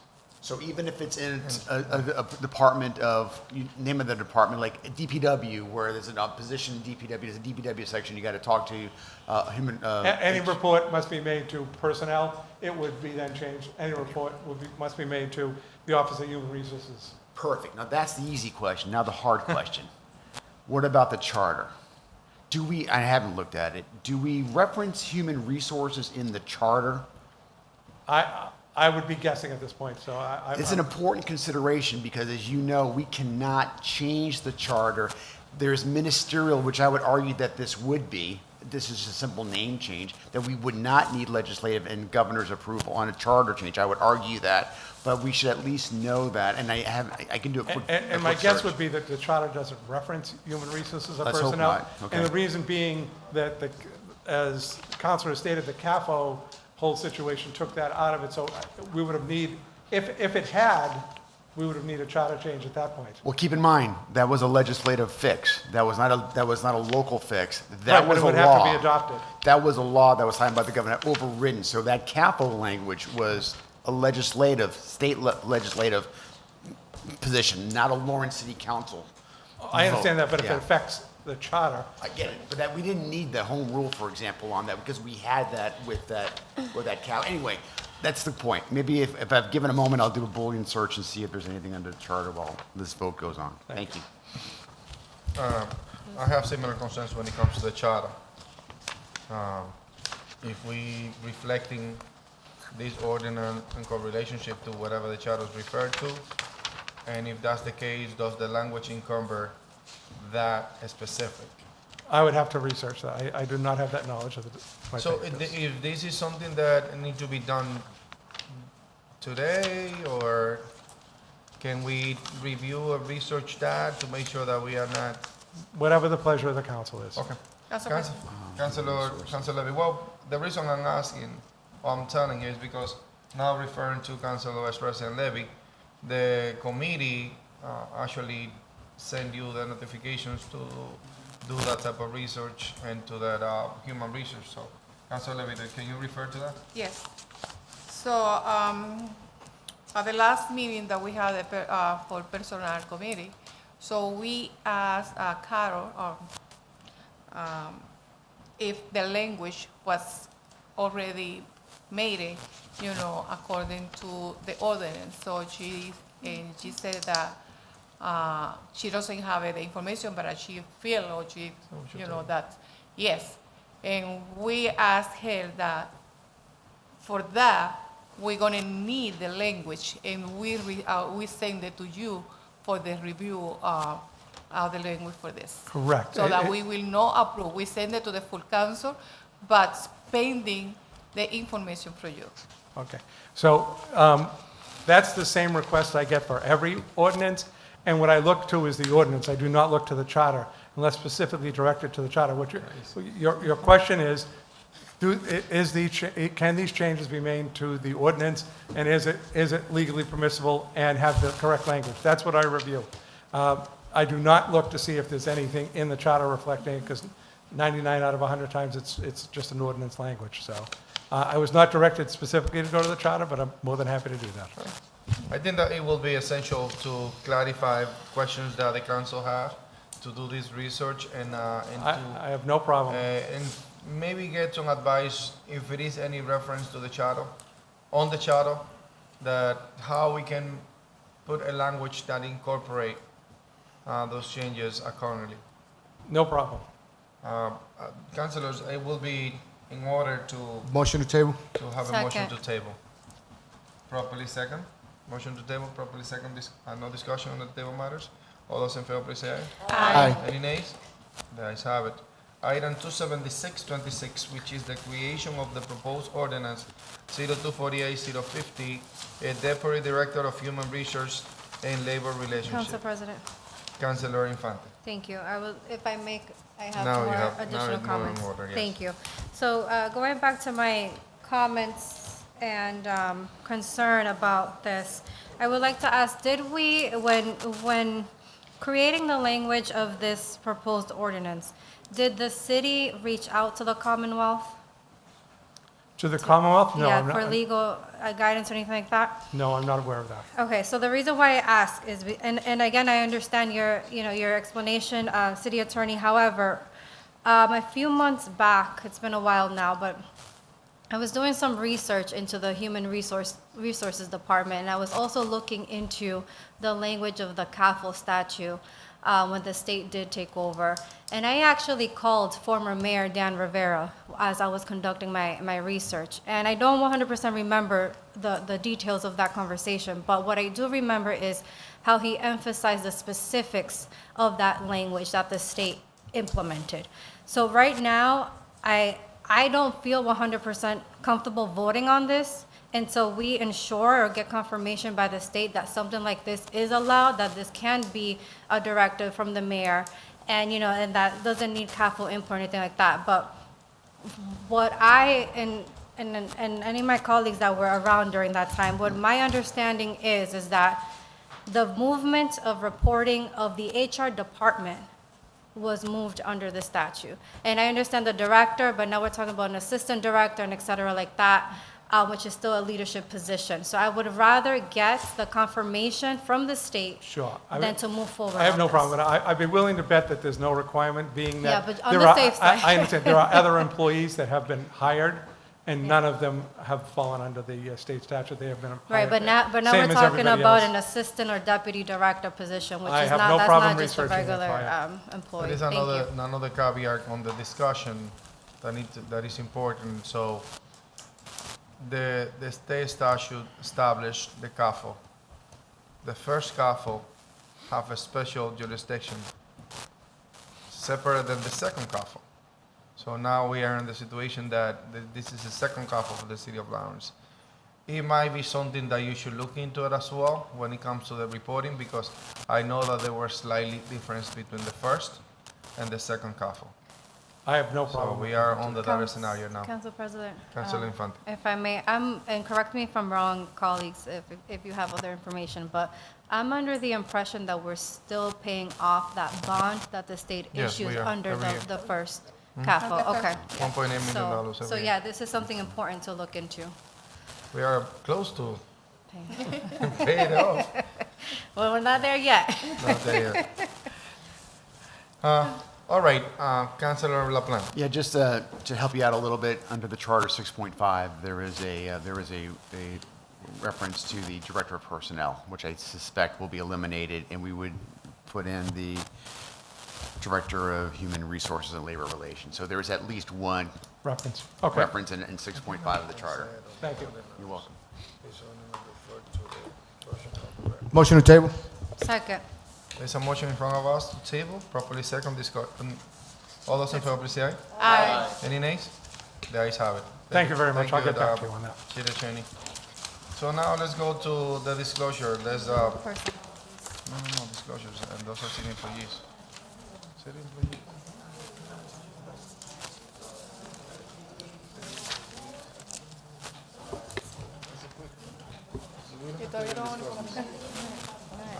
In ordinance, Madam Chair, from Ordinance Committee, item 313, 26, 314, 26, 315, 26, 316, 26, and 317, 26. Madam Chair, of the ordinance and the Vice President, Ana Levy. Thank you, Council President. Item 31326 is a city employee disclose a conflict for the election working Frederick Diaz. He's over here. So was sent to the full council with favor recommendation, and I make it as a formal motion. There's a motion in front of us, properly second. Discussion? I hear none. All those in favor, please say aye. Aye. The ayes have it. Thank you, sir. Thank you, guys. Any other employee that is here?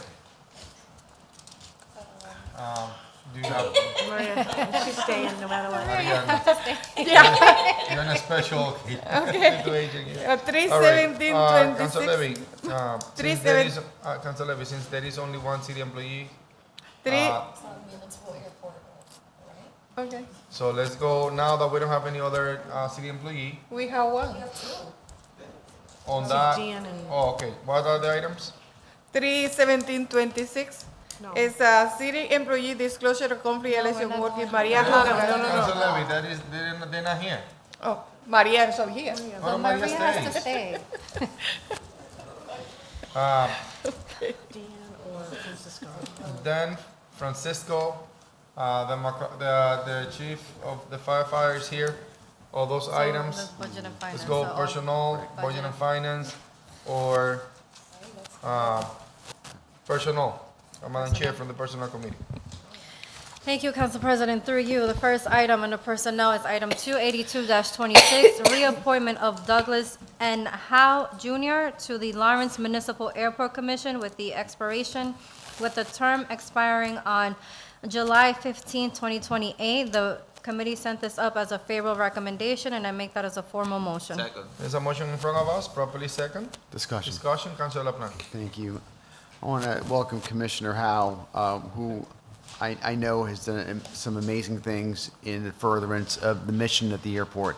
Let me ask you one question, because I think I know the answer, but I don't want to be a smarty pants. What is on your lapel? That's my Air Force wings.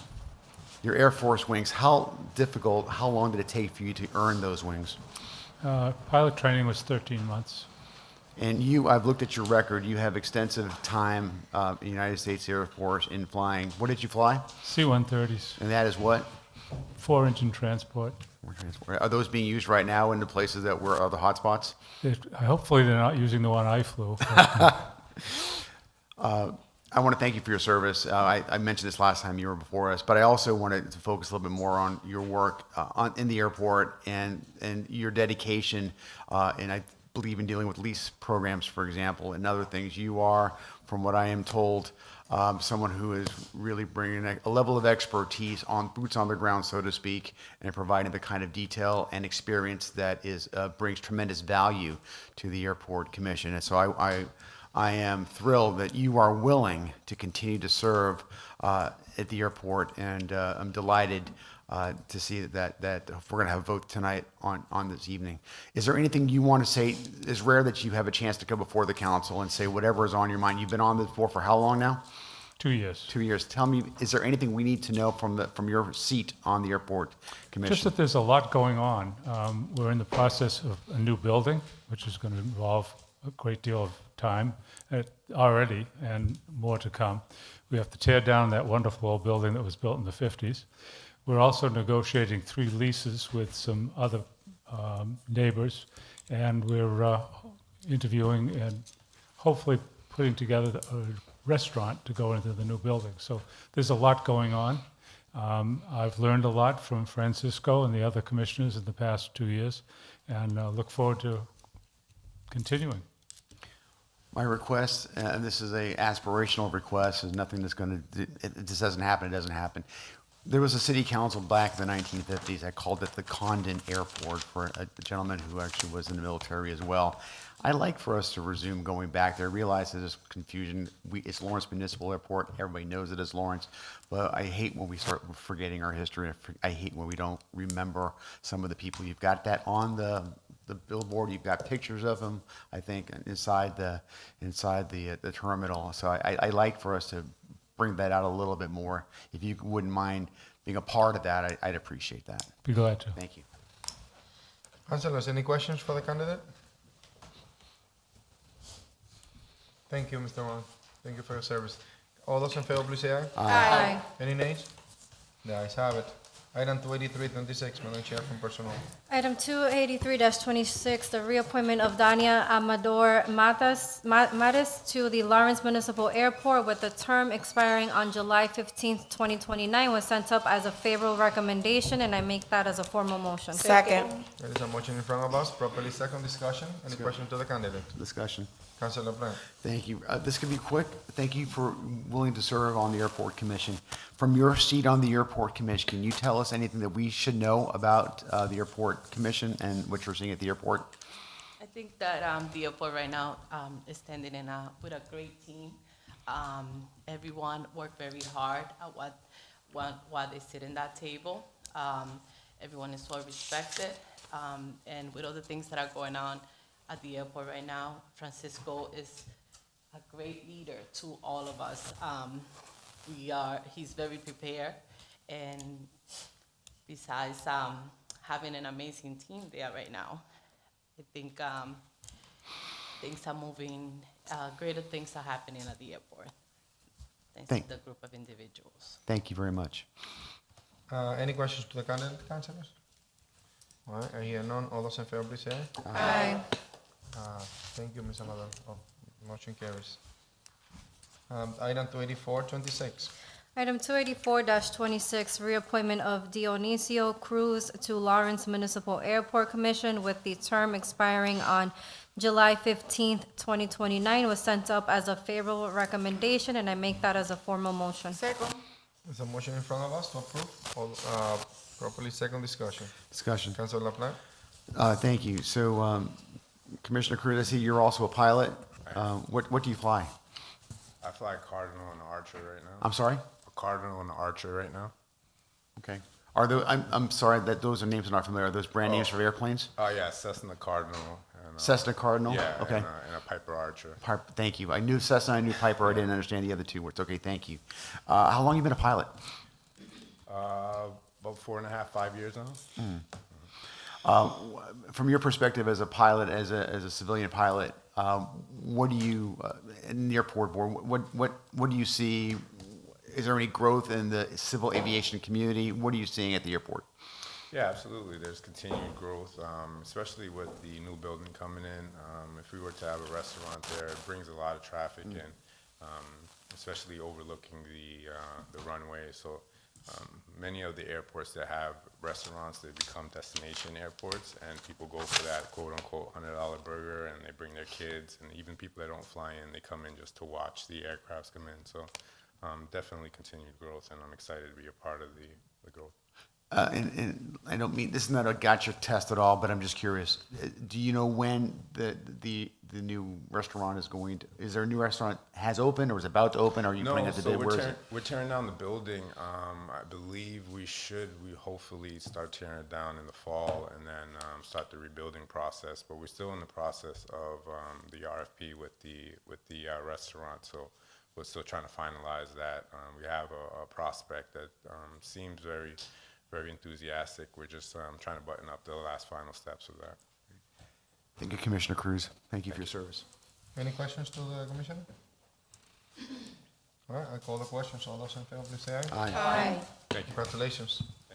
Item 85.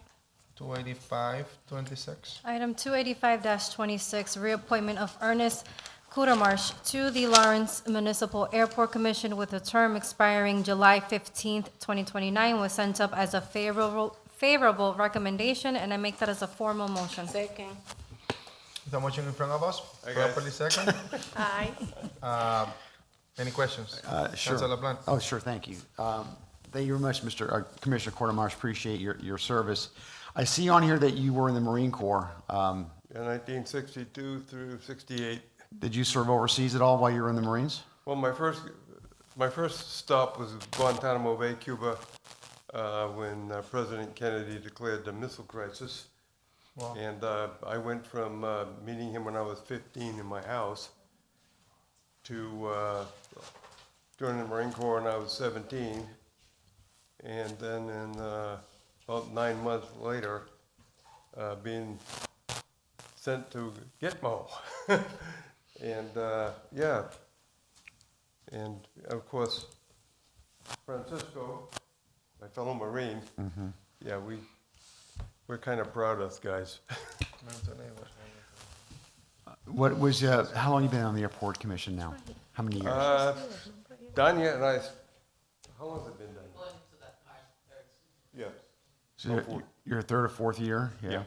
So the same question, there's no softballs, throwing softballs at everybody right now, but I really want to know if there's anything from your perspective, being on the airport commission, that you're addressing the council. Now, what is it that we should know, we haven't heard already about the airport commission and the airport itself?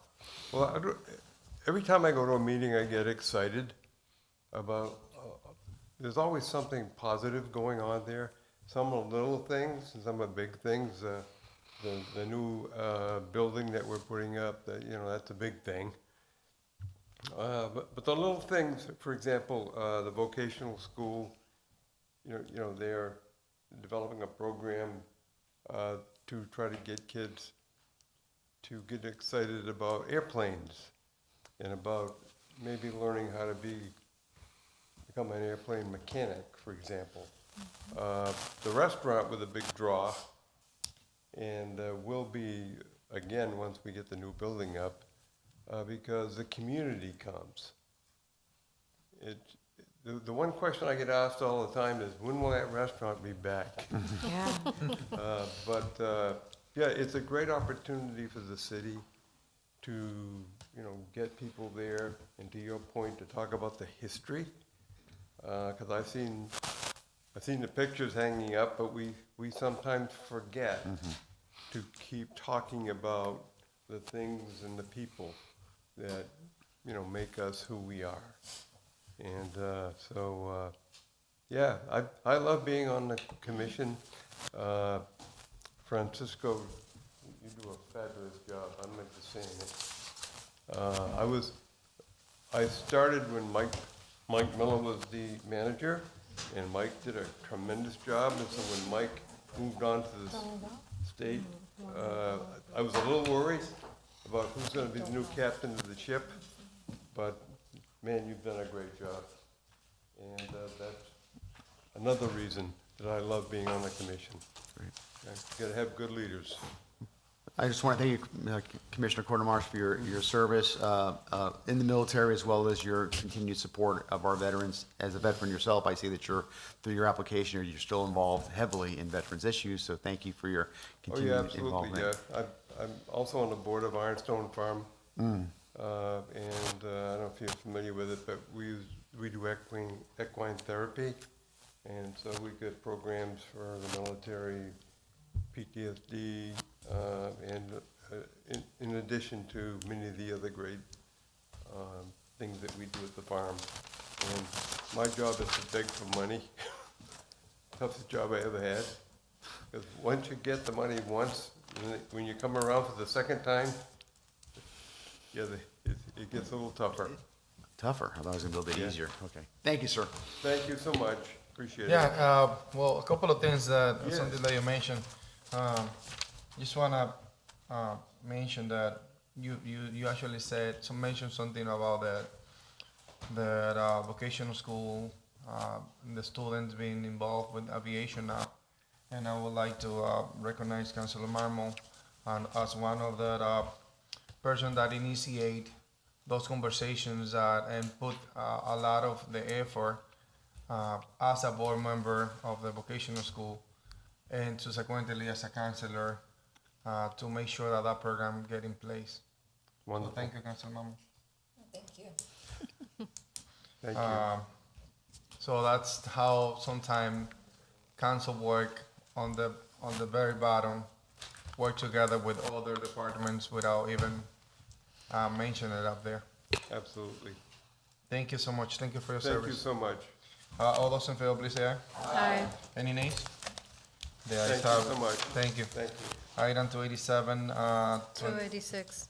286, 26. Item 286-26, appoint Appointment of Alexander Diaz Laura to the Lawrence Municipal Airport Commission with the term expiring on July 15th, 2028, was sent up as a favorable recommendation, and I make that as a formal motion. The motion in front of us, properly second. Discussion. Councilor LaPlante. Sure. So you're also a private pilot. How long have you been a private pilot? I got my private pilot license 1 month ago. So, yeah. I think it's important that I hear your story one more time. You got it where and how difficult or easy was it? Okay. My name is Alexander Diaz Laura, citizen of Lawrence for 12 years. So I got my private pilot license here at the Lawrence Municipal Airport.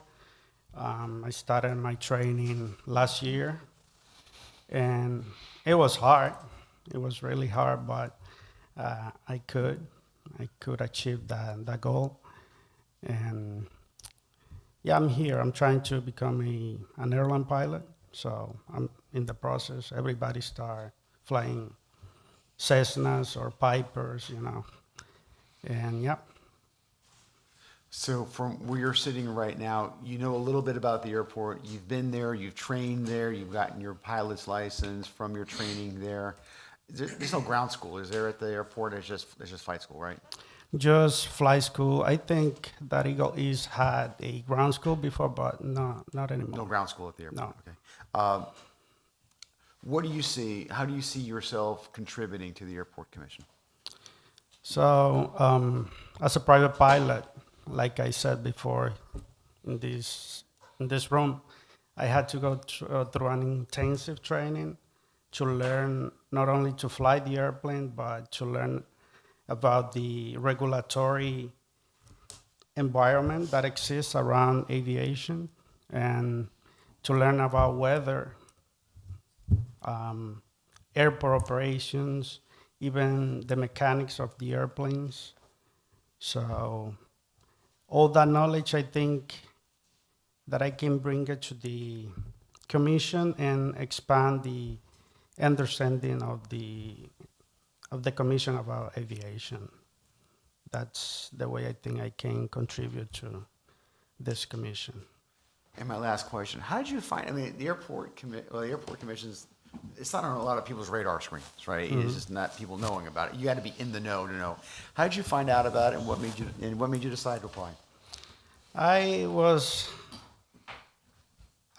have been interested in aviation, and I was paying a bill through the online portal that the city has. So I found that little airport commission in the webpage, but also my flight instructor told me about the position that it was open. And yeah, that's the way I know about it. Thank you very much, sir. Thank you, Council President. Thank you. Through you, Council.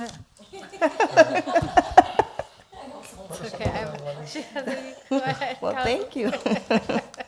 Through you, Council President. Sure. Alexander, correct? Yes. So what drove you to get your private pilot license? Well, this has been my dream since I was a little kid. So it was my passion at the time. So I bought a property, but I bought a property just on the approach of runway 5. It wasn't my intention, but yeah, I was flying. I was watching planes all the time. So that was my dream, and adding that up, just seeing planes every day. I think that was my motivation to go for it, and yeah. So this is your passion? Yeah, it's my passion. Okay, thank you. What an expensive passion. It is. Councilor Infante. Thank you, Council President. One thing that we emphasized during the Personnel Committee meeting is the fact that you did get your education at the our municipal airport. And I think it's amazing that we have our commissioners in front of us, and also we have a commissioner in the back who's currently working for the city council, but these individuals, you guys help maintain these programs, and to see an individual in front of us today having his certification, going through that program and understanding what it's like, and now joining you guys, I think it's a really an amazing moment. And like I said to you before during that personnel meeting, I think you're gonna bring a unique perspective to your colleagues. So I'm excited that you're joining the commission. Thank you. Any other questions, councilors? I hear none. All those in favor, please say aye. Aye. Any nay? The ayes have it. Congratulations. All right. Item 28926. 287. No, 28726. I don't think he's here. Okay. So we're on the table? Yeah, item 287-26, appointments of Juan Miguel Lopez to the licensing board was sent up as a favorable recommendation, and I make that as a formal motion. Second, Discussion. Have Mike Miller. it's not in here. I don't think he's online. We have Yeah, I don't people online. see him here. Was he contacted? Assuming yes. At the personnel committee, we usually tell them too. Yeah. Yeah. All right, he's not, the person who is not here. I entertain a motion. A motion to table. There's a motion to table properly second. Madam Clerk, we don't have any limitations on this type of appointment, right? No, we don't. Okay. Yep. All those in favor, please say aye. Aye. Any nays? The ayes have it. Item 28926, appointment of John Manuel Regal to the Board of Registers. Item 289-26, appointment of John Miguel Regal to the Board of Registers was sent up as a favorable recommendation, and I make that as a formal motion. There is a motion in front of us, but let's hear from the candidate. Can I hear a second? For the purpose of discussion. Discussion. Discussion. Council Infante. Thank you, Council President. Councilors, we've received some updated information regarding this appointment, and we do have Council President Mr. Regal here with us, if he could address the council and the course. public at this time. Mr. Regal. Hey, how you doing? Good evening. My name is John Regal, 22 Hilltop Avenue. As you probably have in your hands, I sent an email to withdraw my application for the Board of Registrar. I make long story short, there's nothing illegal for me to be in the Board of Registrar and run a campaign in the future, but as my ethic and my morals, it prevents me from doing that. So, speaking to my team, and also to my family, we decide. I come to the conclusion that it was not ethical or moral to take the position and run a political campaign in the future. So that's why. But at the same time, I put in the email that I will help you to find a candidate for the position that fill the qualification for it, with no strings attached to let's say the Republican Party, because they have to be a Republican. But my main goal is to make sure that the position is filled by somebody that will do the job that everybody wants, and that everything's false and transparency. Yeah. It is important to recognize that, as you just said, that that board is one of the only, if not, I'm not mistaken, the only two boards that require people from different parties. Yes. Currently, there is a registrar, a board of registrar member that is a Democrat, and then the board is in need of a person that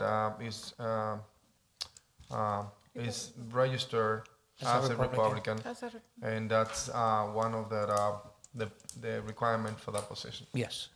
As you mentioned, Councilor Vice President Levy. No, thank you. I want to thank you for submitting your application and for trying to be part of the register board. And I understand, so like you explained to me, that I understand that your group or your people decided that it was much better for you to not to be part at this time, maybe later, depending on what is going to be your decision for the next year. I also want to make something clear. It's not just something what's best for me, but also what's best for the For- city. Because at the end of the day, any decision I decide to take, whether it comes to this position, it might affect on the city in the long run. I think we all co-agree that the last thing we need is another scandal. Let's put it that way. Yeah, in the city. No problem. Thank you so much. Councilors, any other questions to the candidate? This is now the motion that it's in order will be a motion to withdraw. Second. Motion to withdraw. Item 289-26. Motion to withdraw has been in order. It's in order. Properly second. Discussion. All those in favor, please say aye. Aye. Any nay? The ayes have it. Thank you. Thank you for coming in front of us. No, and thank you for your time. Madam Chair from the Budget and Finance Committee. Thank you, through you, Council President. First item is item 290-26, authorization for police and fire to accept and distribute car seats awarded through the fiscal year 2026 Child Passenger Safety Education and Assistance Program was sent up as a favorable recommendation, and I make that as a formal motion. There is a motion in front of us to approve item 290-26. Properly second. Discussion. Any discussion for the director? I hear none. All those in favor, please say aye. Aye. Any nays? The ayes have it. The ayes have it. Item 292-26. Item 292-26, authorization to expend $250,000 of an earmark from Representative Frank Moran for supplemental costs associated with the city bridge projects was sent up as a favorable recommendation, and I make that as a formal motion. There's a motion in front of us. Properly second. Yes. Discussion. I hear none. All those in favor, please say aye. Aye. The ayes have it. Madam Chair, the next one I'm gonna have to recuse myself.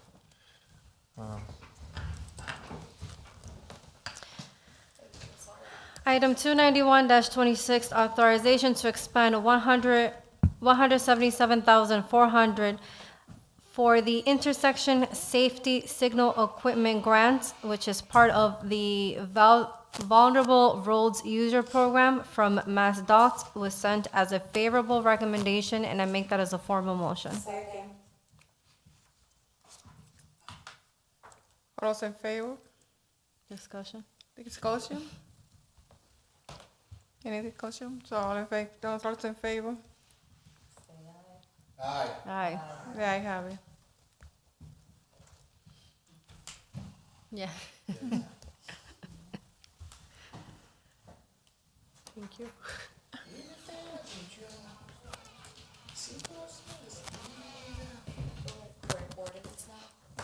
We're gonna go to ordinance. Start looking for. The one that Dan has on there, the ordinance, council, under ordinance council, Mr. McCarthy has an item. Okay. So what is that number? Well, Dan McCarthy has an item, he's sitting here. No, which one? Stevie, it's small The item ordinance? for the budget. No, 292? we did it. Oh, We okay. did 292 already. All right. Budget and Finance is done. Yep. So what item do you have then, other than 292? I think it's the third one on the list, the, 270? it's the resolution in support of the Vision Zero. 294. 294 294. in ordinance? It's number Yes. 294. Yes, 294-26. Okay. Madam Chair from the Ordinance Committee? The item 294-26 is a resolution adopting Vision Zero policy to eliminate traffic fatality and serious injuries. So that was submitted by Mr. McCarthy, and that was sent to the full council with favor recommendation, and I make as a formal motion. There's a motion in front of us, properly second. Discussion. Mr. McCarthy, do you mind going over a little bit so that people get educated, and myself as well? Yes. Just tell us a little more about the resolution. So Vision Zero is a national program. It's actually an international program. Started out trying to have the major cities in the nation develop programs for safety plans that are specific to the communities that they reside in. So we have a grant that's from the state to draft our own Vision Zero. Most of the major cities, Boston, Worcester, Cambridge, all have them. We are represented.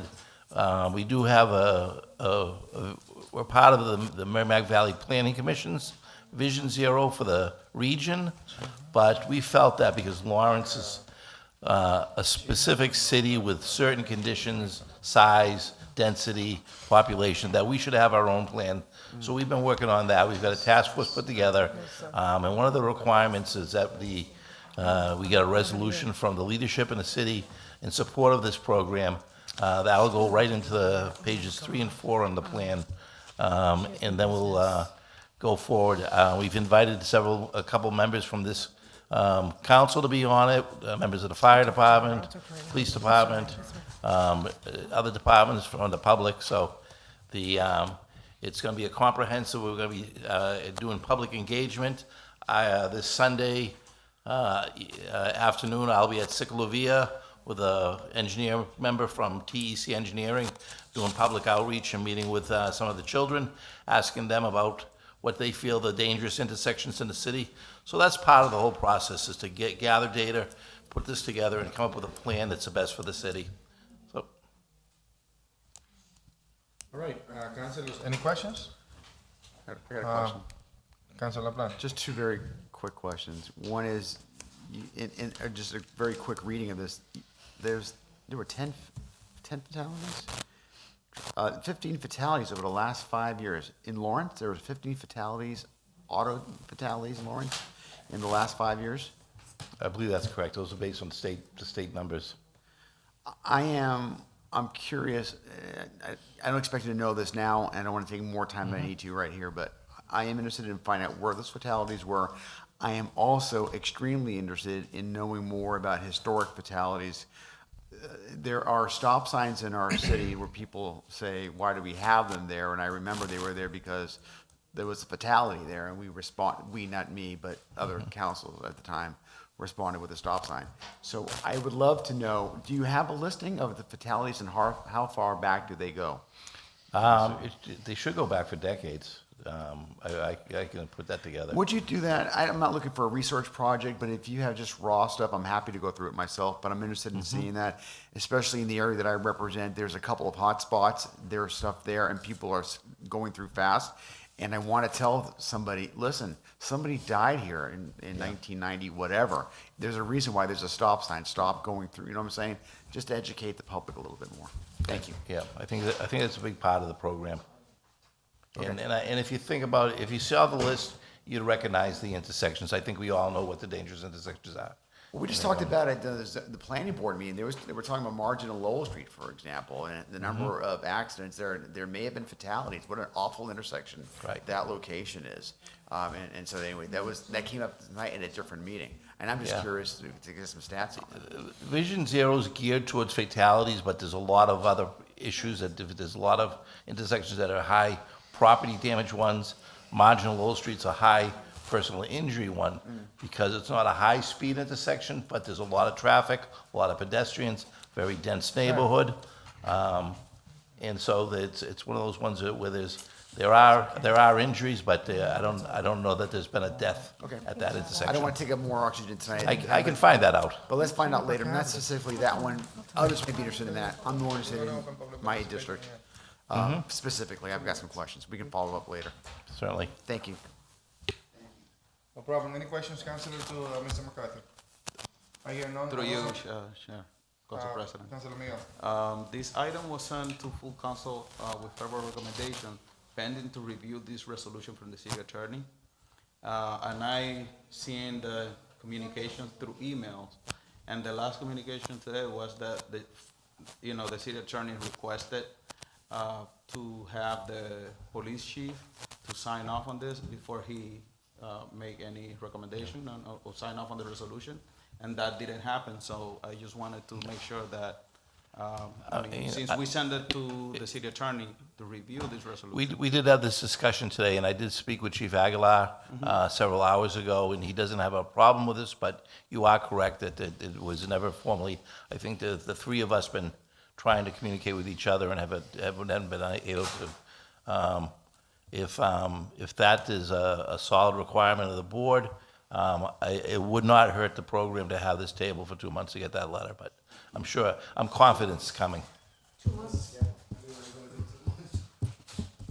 All right, now we have it, a petition that was requested, and the city attorney has responded. I believe they will be appropriate to essentially table this matter until we get the letter from the chief of police. The That letter will would be be for in the city attorney. Okay. And Motion when to we needed to table? leave it today, I said, he had said, just go forward with it and see if it passes, and if not, we'll get the letter. So that's Okay. fine. Motion to table? Council President. Motion, Council President. before we insist in the motion to table, Councilor Infante. Can you repeat what you just said? I What said was the this- advice that you received? That to proceed forward with it, and because it's a solid project. We got it. Probably the proper word was not mentioned. Okay. I hadn't received any information about this letter. It was forwarded to me afterwards that there was going to be a requirement, but I wasn't contacted by the city council Thank you. asking for this letter. All right, there is, I will entertain a motion to table. Motion to table? There's a motion in front of us, properly second. All those in favor, please say aye. Aye. Any nays? The ayes have it. Thank you, Mr. Okay, McCarthy. thank you. Councilors, we have a special request here, and this is to open up public participation again for 2.5 minutes on behalf of one of the residents that were not able to speak. So, councilors, if it's possible, I'll entertain a motion to open up public participation again to allow this resident to speak. Second. There is a motion to allow public participation to be open. Properly second. Discussion. I hear none. All those in favor, please say aye. Aye. Any nays? The ayes have it. Sir, public participation is open again. You're gonna have 2.5 minutes to speak. Please refer to this council as a whole. And I'm a little hard of hearing because I have to have 2 hearing aids. Yes. Plus I didn't put them in. Just come to the mic. Name and address for the record, please.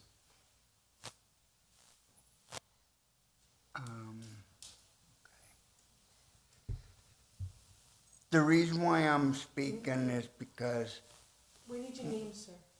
Robert, and last name Dingle, because they never get it spelled correct. Got it.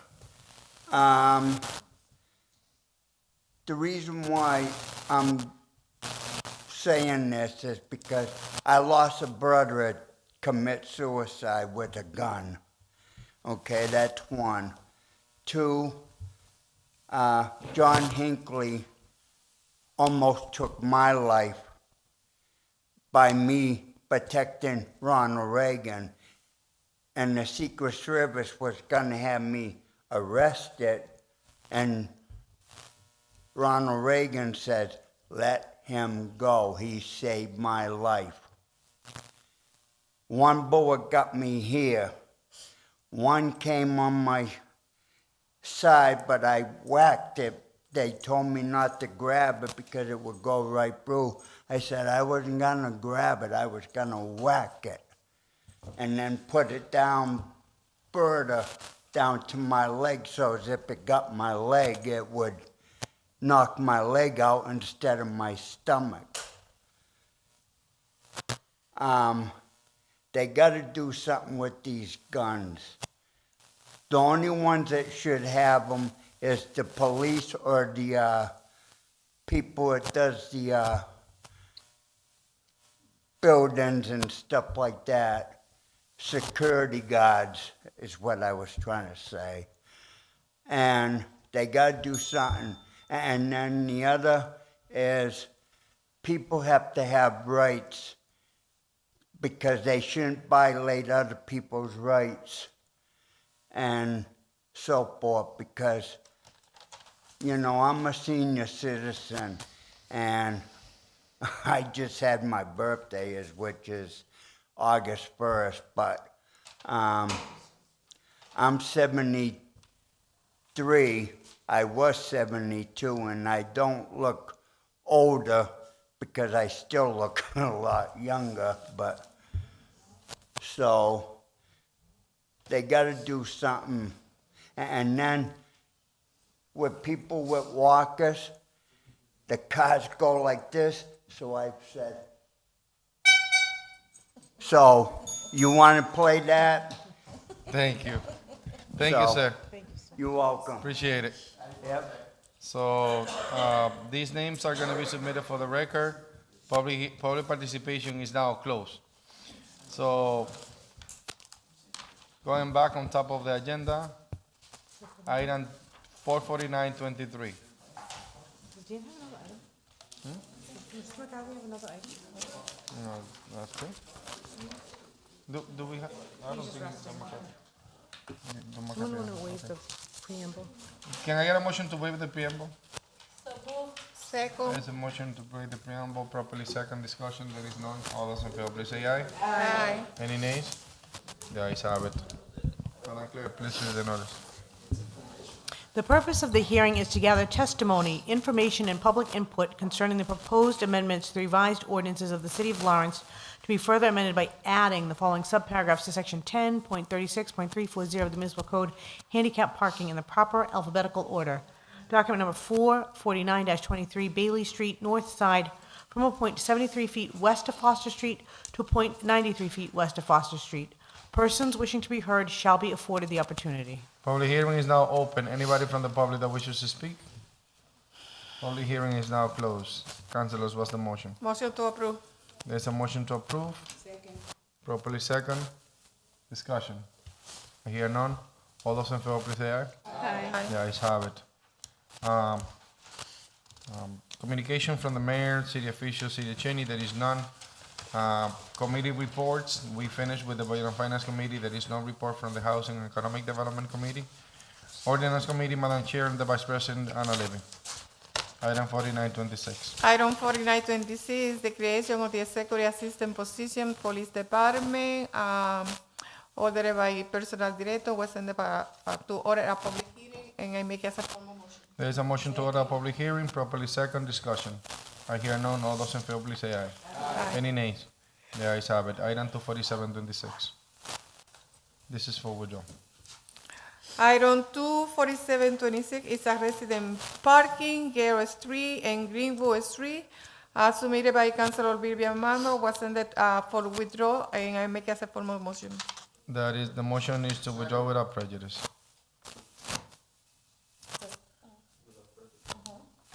Councilor- Without prejudice, yeah. Withdraw without prejudice. It's been properly second discussion. I hear none. All those in favor, please say aye. Aye. The ayes have it. Item 27026 is the Hawthorne Imperial license by Lourdes Garcia Ureña. That was sent for withdrawal, and I make it that without prejudice, I'm sending to the full council with favorable recommendation. So the motion is to withdraw without prejudice. Properly second. All those in favor, please say aye. Aye. The ayes have it. Item 295. 29526. 29526 is the Children's Day flag football and backpack ride Kane Park. Soccer field, that is going to be on Saturday, August the 8th, from 11 a.m. to 5 p.m. Was sent to the full council with a favor recommendation, and I make it as a You make that as a form of a As a motion. formal motion. So there is a motion in front of us, properly Okay. second, discussion. I hear none. All those in favor, please say aye. Aye. The ayes have it. Item 29626. I'm sorry, I was looking at the same time because I don't have my computer in front. 29626 is Chico Summer, I got it here. Shout out. Chico Summer Shoot Up is back to school events, Lawrence Playground on Saturday, August the 15th from 11 to 6 p.m. Keep going. Is there a revised? There is a revised day instead of the August 15 is going to be August the 22nd. Was sent to the full council with favor recommendation. And the park also is the O'Connor Park. So the event is gonna happen at the O'Connor Park, and also it's gonna change from August 15 to August 15 to the 21st. 22nd. 22nd. 22nd. Okay. Councilors, there is a motion in front of us, properly second. Any discussion? All those in favor, please say aye. Aye. The ayes have it. Thank you, Nilsa, for being online. Item 308, 25 25. is a remove of the handicap parking, 16 Boswell Street. Was sent to the full council to order a public hearing, and I make as a formal motion. There is a motion to remove handicap parking, and this is to order a public hearing, properly second discussion. I hear none. All those in favor, please say aye. Aye. The ayes have it. Item 30925. Item 30925 is a remove of the handicap parking on 25 Durham Street. Was sent to the full council to order a public hearing, and I make as a formal motion. There is a motion to order a public hearing for this item. Can I hear a second? Second. Properly second discussion. I hear none. All those in favor, please say aye. Aye. All those in favor, please say aye. Aye. The ayes have it. Item 31426. Item 31126 is Oh, the. 311, yes. Amend. 311 we already did. Okay, go ahead. 31126 is the amend no parking ordinance 10.36.010 Hampshire Street, east side from Allington Street to Lawrence Street. That was submitted by Councilor Del Rosario, and we send it for a public hearing, and I make it as a formal motion. There's a motion in front of us, properly second discussion. I hear none. All those in favor, please say aye. Aye. The ayes have it. Item 31426. Item 31426 is a city employee disclosure of conflict for election worker Adeli Gonzalez. Was sent with favor recommendation, and I make as a formal motion. There is a motion in front of us, properly second discussion. Discussion. Councilor LaPlante. Thanks. So I didn't mention this on the other one, 31326, although I intended to, but so this is just a conflict. I don't think have a vote up or down on this. They're just disclosing this information. So it has nothing to do with whether or not this person or any of these people are going to be working. But I just want to, through the council president, just kind of say that I think we should do our best efforts to try to get non-city employees to work the elections. Now, I understand that there are times when we're going to be short, and we sometimes need to dip into the city employee pool to try to get city employees to do it. But I'm hopeful that as time goes on, that number is reduced and that we have more people. I realize it's not easy to get it, but we've increased the pay. We try to make it more attractive. And so that's a hope. I'm not saying that I'm voting against this. I'm just reiterating something I've said before. And I just think it's important to say it now. Thank you. No problem. Councilor LaPlante, just for the sake of the conversation, City of Lawrence employ over 1,500 people. Only 5 are applying for that. So that's a very reduced number. It's a 0.00 something percent. Also, at the, So, for the elections, we have 26 different polling locations, and each polling location has about 4 employees, so it's over 100, about 104 city, workers that come to work. 5 of them are city employees, and not to be, the 5 of them are rock stars. Like, they really can manage a whole area. They also kind of assist they're the warden for the specific ward, but they also help guide the ones around them. It's very hard to get someone to make a commitment from 5 in the morning till 10 at night. No one wants to make that kind of a commitment. The people that do make the commitment, we have a lot of people that are older, very tired. To get someone, a younger person in their 30s or 40s that's willing to make that huge time commitment, take a day out of work, it's really hard to get that. So I'm so grateful for the people that do make this commitment, and I really want to support them and encourage it. And I understand what you're saying, that you don't like the concept, but out of the 100 or so workers we have, it's 5 of them that do this, and they really are such strong wardens. They do such a good job. I really, I wish you could see what a great job they do in action. You'd be like, well, we do need to keep these people. Yeah. I'm not suggesting that, but I don't want my comments to reflect that I think these people are doing a bad job. That's not what I'm saying, and I'm not saying what my point is that I think in a perfect world, you have just reiterated why we're not living in a perfect world. But if we were living in a perfect world, we would not be we'd not be reliant on it. We would have a bunch of rock stars who are 30 and 40 years old, to use your words, or maybe a little older. There are some good people in their 60s that can work. No. So I just think that's just an aspirational thing. I'm not being argumentative, just an opinion. Thank you. Thank you, Councilor Plan. All those in favor? Council President. Councilor Infante. Thank you. Through you, Council President. I also would like to add to Councilor Plan's sentiment, Madam Clerk, that I would like to see, this has nothing to do with the city employees per se that are working or that have been allowed to work. It's more about the city employees who aren't employed by the election division to work. I received a lot of horror stories of city employees walking into the polling locations, trying to boss other around, and we need more stricter rules and regulations, and we need to get a better grasp of that, because I'm sure I'm not the only one, but it happened at the Frost, and I wasn't too happy about that when I heard about it. And thank you for bringing this up. I mean, I think that we should keep whoever applied for this election, and keep it for the next election too, because I mean. But I mean, there is some that only apply for some elections. Mm-hmm. Like I know. But these people, at least 4 of the 5, they've been consistent throughout for years. What do you say, Maria?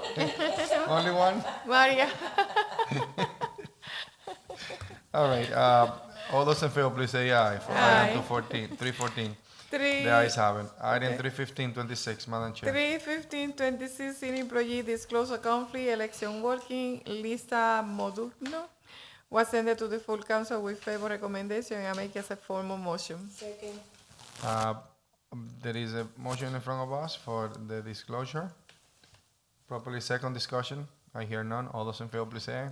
Aye. The ayes have it. Item 31626. 31626, a city employee disclosure conflict, election working, Alisa Coco, was sent to the full council with favor recommendation, and I make as a formal motion. There's a motion in front of us. Properly second. Questions? I hear none. All those in favor, please say aye. Aye. The ayes have it. Item 31626. 31726. 317, sir. City employee disclosure conflict, election working, Maria Halloran, was sent to the full council with favor recommendation, and I make as a formal motion. Any question to Maria? Maria, Council President, yes. She should be speaking at the microphone. You speaking to the mic? Yeah, it's a public comment. We need to hear it all. We want to hear it. They should have. You want the spotlight? They do. No, They have I already am on spot. There's an next one. I'm a rock star. There we go, Maria. Don't do this to me. I just want to say thank you for the opportunity that Miss Eileen Barnall, City Clerk, she asked me for it, and I always wanted to work in the election, but never became interested until now. And I'm just helping out. Thank you, Maria. The same way I'm doing here tonight. Yes. Always willing to help. You know, that's the only thing I'm doing. And can you Thank keep it you, clear? Maria. Appreciate it. Now, it's all up to you if you want to vote yes or if you want to vote no. Either way, I'll vote for it. You see? Through You you, got Council it, President. Maria. It's Thank you fighting very tonight. much for the opportunity. Through you, Council Angelo de Rosario. Ms. Oleran, if you don't know that tonight it's actually voluntary work, and the election for you also is voluntary work. Thank you. That's fine with me. I like to learn. Thank you. Thank you, Maria. Thank you for everything you do for us and for the lecture now. All those in favor, please say aye. Aye. Any nays? The ayes have it. Personnel Committee, there is no report from the Personnel Committee. We already finished. Public Safety and Emergency Management Committee, there is no report. Committee of the Whole, there is no report. All Business, there is none.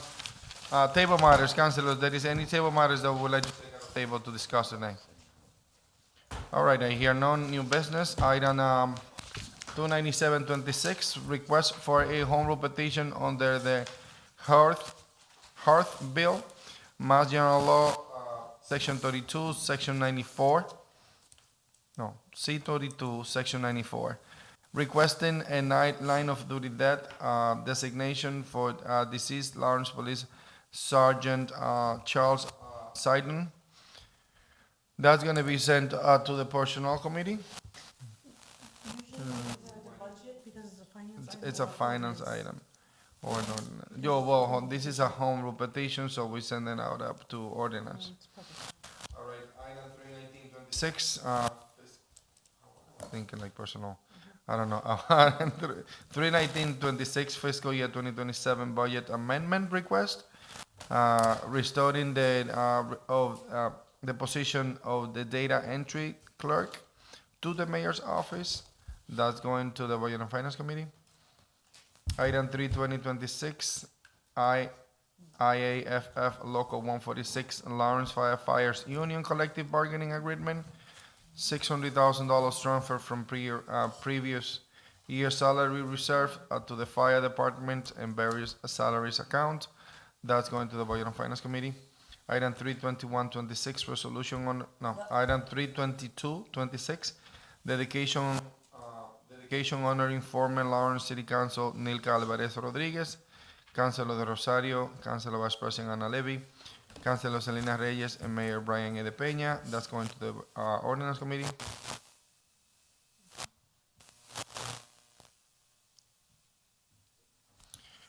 Item, by the way, this chamber, we talking about this chamber? What? On this item 322, dedication honoring former Lawrence City Council Nilka Alvarez Rodriguez. What we dedicating? Council President, the specific request that came in was the West Street Park from the family, but the West Street Park is actually Burgoyne Park. It is not West Street Park, so we said that would not be appropriate as it's already named for someone, but they asked if we could move forward with it, and they'll help identify what it's going to be. We don't have the... Through you, Council President. Councilor To be honest, when it comes to the West Street Park, I'm not part of that proposal. I sent No, a that was proposal. what the family had asked for, Yeah, but I sent a proposal of the Bennington Triangle, Oh, thank you which is going to be redone. It has no name on it, and we got the okay. So, Okay, to be honest, I don't know. I can research the email, resend it back. I don't have that. but- To you, Yeah, give me, hold on. Councilor Reyes. so I request to Madam Clerk to put in the agenda to have the item in place, and when we had the conversation through Richard Rodriguez and his family to identify, because he requested to put the name or the intention to put the name, but the park is already occupied. So we want to offer different kind of option, and we want to present it to her. We working on the item. That is the reason to put on the agenda. So no place have been identified yet. Yes. Councilor Rosario offered one. Yes. And now Councilor Levy. When I spoke with Richard Rodriguez, the husband, he said that he doesn't want anything like in the area that they are living right now. But, yes, on the street that they are living. So he doesn't want this. He's trying to see or figure it out if the place that they live for many, many years could be the best area for doing that. But it's still, like Council Reyes mentioned, he is still trying to decide it. I think that it is essential to identify a place, pass and ten. then we can motion to pass 10. Second. There is a properly second discussion. I hear none. All those in favor, please say aye. Aye. Aye. The ayes have it. I think that it will be essential that we identify a place and then bring it up with a proposal as of what is the meaning of it, the current place, geographic location, and any type of information around that place to see if it fit, make that determination and bring it up in front of the council Through you, to adopt it. President. Councilor Reyes. We already had this conversation with Recreation, Mayor's office? to the mayor's office, but at the same time with the development program to see what area we have, because Richard had the intention to have some play in district seat, because was the play former councilor Nilka was the first time she's running and representing on District 6. That is the reason he preferred don't have nothing in District A, because he preferred to have something on District C. That is the reason we working together with Councilor Del Rosario. He presenting, we try to set up a meeting. We invite development planning and also another department to identify what is the more better place. The intention to have in the agenda is to presenting some respect to Richard, to asking us, we working on that item, and he be more comfortable to see something in the agenda when we find out place. Through you, Council President. Yes, give me 1 minute. Let me respond to Councilor Reyes. The reason why I allow this to proceed without having a place is because I want the council to have this conversation, perhaps, as of how we should do this. This is not about sentiment. It is business. That's why I call it new business. We allow it based on sentiment. Now we don't have a place, and we're gonna identify a place. Through you, Council President. I think that work should be done before, but okay. Through you, Council President. Councilor, hold on, Councilor Rosario. Let me allow somebody Gonzalez. Yeah, I just hear something on this side. Councilor Gonzalez. Okay, thank you, Council President, through you. So I received some information, and since this pertains to my district, I just want to suggest to my fellow councilors. So it looks like Nilka used to live on Tremont Street when she first became a councilor. So maybe that could be a good suggestion of where we can do this for her. Through you, Council President. The street? Tremont Street is where she, where It's she. extremely difficult to do a street change name. Through you, Council President. Yeah, I mean, not change the corner. street name. Is the street name completely? Or? Yeah. Exactly. It's not the street name. Yeah, okay. The corner could be, but I mean, the name. corner, yep. Through you, Councilor Council President. Rosario. Got it. Thank you. If I'm not mistaken, back in those days, that was part of this receipt, but that's fine. When they brought up the idea to me, I did the research also, working with Councilor Selena Reyes, and we find out, I said, I'm not going through a name change on a park, and that's why West Street was off of it. So thinking and working, I was talking to, wow, his name doesn't come up. The triangle, the Bennington Triangle design is almost done. They did a couple of meetings with the community. It's a beauty. It's coming like a beautiful So on park. Lawrence Street? No. Yeah, Lawrence and Bennington Triangle. Yeah, yeah. So the design is the approval of the design is almost done. Basically, and I thought it was the perfect spot because back in the day they said District C. Right now there's nothing else. So I proposed that, but at the end of the day, I agree with you. If we don't have a proposed space, we shouldn't have this here. We should communicate between ourselves and do the research and then come up with a place that is suitable. One thing I'm going to say, and it's going to sound bad. I'm sorry for Richard Rodriguez. Sometimes I want things in front of my house and I wasn't able to have it. So, we want to honor her the best way, and I think this park will be beautiful. I know he has spots that he wanted for us to honor her, but those spots are not available. So those are the closest things to either District B of District C that we have right now available. We can continue the research. I believe, I am in agreement with you, Council President, that even you keeping the item here, so what are we proposing? Because it's gonna be another proposal to put in the agenda. We're gonna have a discussions and at the end. So this item shouldn't be in the agenda just to discuss without a place. I'll take suggestion from the proponents. I mean, again, I will be pulling myself out of this at this point in time because there's nothing that when I saw there, I thought the backup paper would have bring that we have this spot and we were going to discuss about the spot that not because I proposed it, because there was a spot to speak on the agenda, but we don't even have a spot. So if we're going to do a research, we could either table this, it's not even in the committee yet. We can just move it and start the discussion of finding a place. But without a place, dedication, I mean, we can, again, it's a good suggestion, a corner dedication, but it's not even specified that it's going to be in a corner. No, right? and we don't know if also, So- I take suggestion right now about the Council three. President. Councilor Rosario, give me 1 second, hold on a second. Suggestion on the three councilors that propose this item, what is it that you guys prefer for me to do? Do you want me to send it to committee with no names, or you want me to just withdraw it at the moment? Council President. Can you allow Councilor Infante to? So, Yeah, my give me one suggestion is to send it to the committee, to the ordinance committee. Okay. And so by that time, I think that this is, okay, we can help, but the family is the one that has to decide it. Maybe we can come out with two, That's not how it is.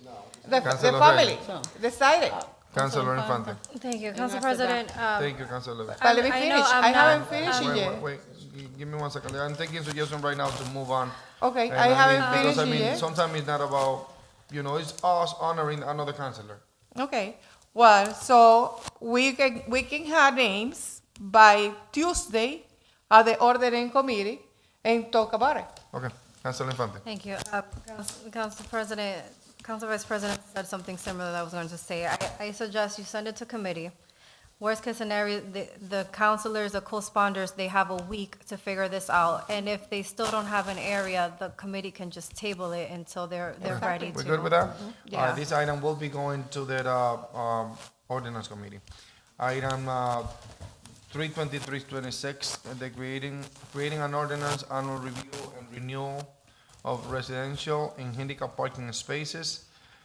That's going to ordinance committee. Item 32426, creation an ordinance of a small waste hauler registration and accountability ordinance. That's going to ordinance committee. Item 32526, all gold and second-hand dealer's license. Alex Diamond, Massachusetts LLC. That's going to the ordinance committee. Item 32626, GDE Growth Shootout 2026 at the O'Connor Park Basketball Court, Saturday, September 5th, 2026, from noon to 8 p.m. That's going to ordinance committee. Item 32726, Recovery Month Celebrations and Overdose Awareness 2026 Sidewalk Parade from the Companion Common to Cronin Park on Saturday, August 29, 2026, from 8 a.m. to 4 p.m. That's going to ordinance committee. Item 32926, Youth Field Day at the O'Connor Park, Thursday, September 3rd, 2026, from 11 a.m. to 3 p.m. That's going to the ordinance committee. Item 33026, Music and Culture Fest at the O'Connor Park, Saturday, August 22, 2026, from 3 p.m. to 8 p.m. That's going to the ordinance committee. Item 32126, Church Community Outreach at the Companion Common, Saturday, September 12, 2026, from 11 a.m. to 3 p.m. That's going to ordinance committee. Item 33326, remove of handicap parking at 81 Bunker Hill Street. That's going to ordinance committee. Item 33426, remove of handicap parking 38 Andel Street. That's going to ordinance committee. Item 33526, handicap parking at 56 Greenwood Street. That's going to ordinance committee. Item 33626, handicap parking at 145 Union Street. That's going to ordinance committee. Item 33726, traffic study at and around 225 East Haver Street, Parthon School area, with a spread emphasis of the pedestrian and safety. That's going to the ordinance committee.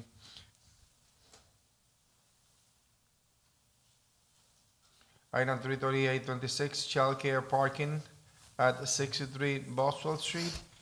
That's going to the ordinance committee. Item 33926, resident parking, Hanlon Court. This is going to ordinance committee. Item 341.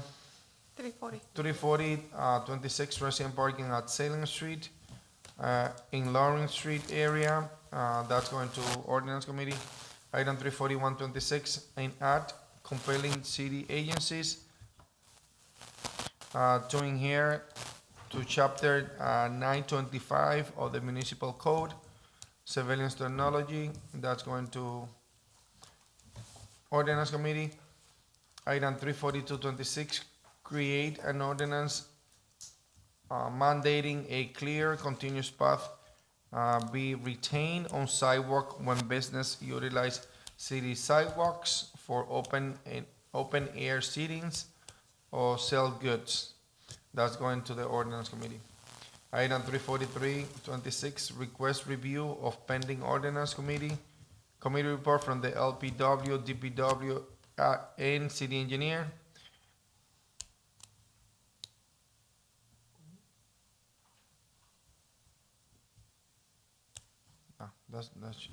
This item is not in order.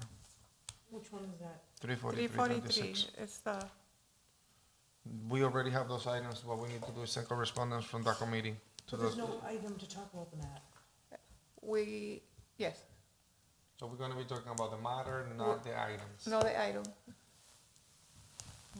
That's the intent? I think that's, yes. Okay, it is in order then. In general, we're gonna be talking about the items that are sent out to the different departments. So that's going to ordinance committee. Yes. Item 34426, request a Lawrence Commission Disability to co-sponsor the 14th Annual Theater Festival, ongoing effort to promote inclusive art programming and celebrate and support individuals with disability at the city of Lawrence. That needs council approval. I wasn't sure, but he didn't give any backup paperwork. And he said backup paperwork will be provided in the future, so that's, you know, I understand what you're saying. I don't know whether there's gonna be council approval either. I'm wondering if there's a finance piece of it, like if it's grant funded or something. He needs a grant approval, but I don't have any paperwork that goes with that. So that's due to the fact that it's money related, we're going to send it to that Budget and Finance Committee. Item 34526, creation of veteran parking courtesy ordinance. That's going to the ordinance committee. Item 34626, install one SO pole on Franklin Street near Valley Street. That's going to the ordinance committee. Item 34726, install 3 JO poles on Broadway near Arlington Street, and that's going to the ordinance committee. Item 34826, install 105 feet of underground conduit on Andover Street near Blanchard Street. That's going to the ordinance committee. Councilors, this is it for the new business. 352. 352. 352. No, that's 352. Oh, this, I don't have that. You have it all. All right. Item 35226, Wedding Reservoir Park on Saturday, September 5th, 2026, from 4 p.m. to 8 p.m. It's a late file, so we're gonna need 7 votes for it. 7 votes to be able to adopt this item as a late file. So, councilors, I'm gonna entertain a motion to add this item as a late file. Can I get a motion for that? So move. There's a motion to allow this item to continue as a late file, properly second, discussion. When is our September meeting? September. It's the 4th, but it's a September 1 is Election Day. Okay. Which is a Tuesday, so usually we don't meet the next day, which would be the Wednesday, only because we'll be up all night. So we usually meet the Thursday on it when it's an election day. September 3rd? So like September 3rd, but the problem is it's a wedding, so if they only get their approval a day before the wedding, or they don't, they get denied. You're really hoping to get it by the 18th, so that they could get stuff done. Sure. All right, any other questions on this matter? I hear none. All those in favor, please say aye. Aye. Any nays? The ayes have it. This item will be going to the ordinance committee. Councilors, we have a special request for the committee meetings. Miss Councilor Infante, which But is that, do you want that for next week, or? yes.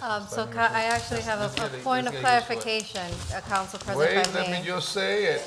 Okay. You're gonna clarify something that haven't come up? What do you think, that I'm gonna say something wrong? Councilor Infante just went ahead and joined a specific school to be an attorney.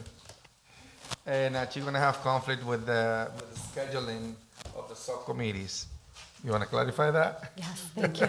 Thank you, Council President. A few days ago, I emailed the city clerk, our secretary, and our council leadership requesting that the Budget and Finance meeting switch meeting nights with the Ordinance Committee. As I am, as Council President stated, I am starting law school August 17th. It's not just my class schedule, but obviously study groups and everything that comes with it. My schedule is going to be a bit, a little hectic moving forward. So I requested it. I did speak with the council vice president earlier.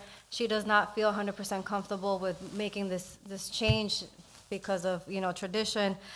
So we did say we're gonna take it on a case-by-case scenario, and we'll see what I have, and then we'll make the schedules from there. So next week, do we have any conflicts on the schedule? Next week, nope, I am good until the 17th. All right, let's Oh, start. I'm with- sorry, we do have a conflict, and has nothing to do with law school, but I did receive a call from our CAFL stating she is not available Wednesday, the 12th, and is requesting, if the committee is available, to have the Budget and Finance Committee on Monday, the 10th. I don't have a problem with it, I am available, but I need to make sure I have quorum, so I'm asking the rest of. I might be available, I'm unavailable if it's not online. Are we good for Monday? For Monday, Monday? Monday, budget? let's do 6:30. Say 6:30 on Monday? Yep. Okay. All right, Budget and Finance Committee, it's okay for Monday. Ordinance, I'm assuming that is okay for Tuesday? Yeah. Tuesday for ordinance? Any other items that we have? It's just those two, I believe. We good? Second. There is some, if it is nothing else, councilors? I entertain a motion to adjourn. Properly second discussion, there is none. All those in favor, please say aye. Aye. The ayes have it. Vamos a hacer 45.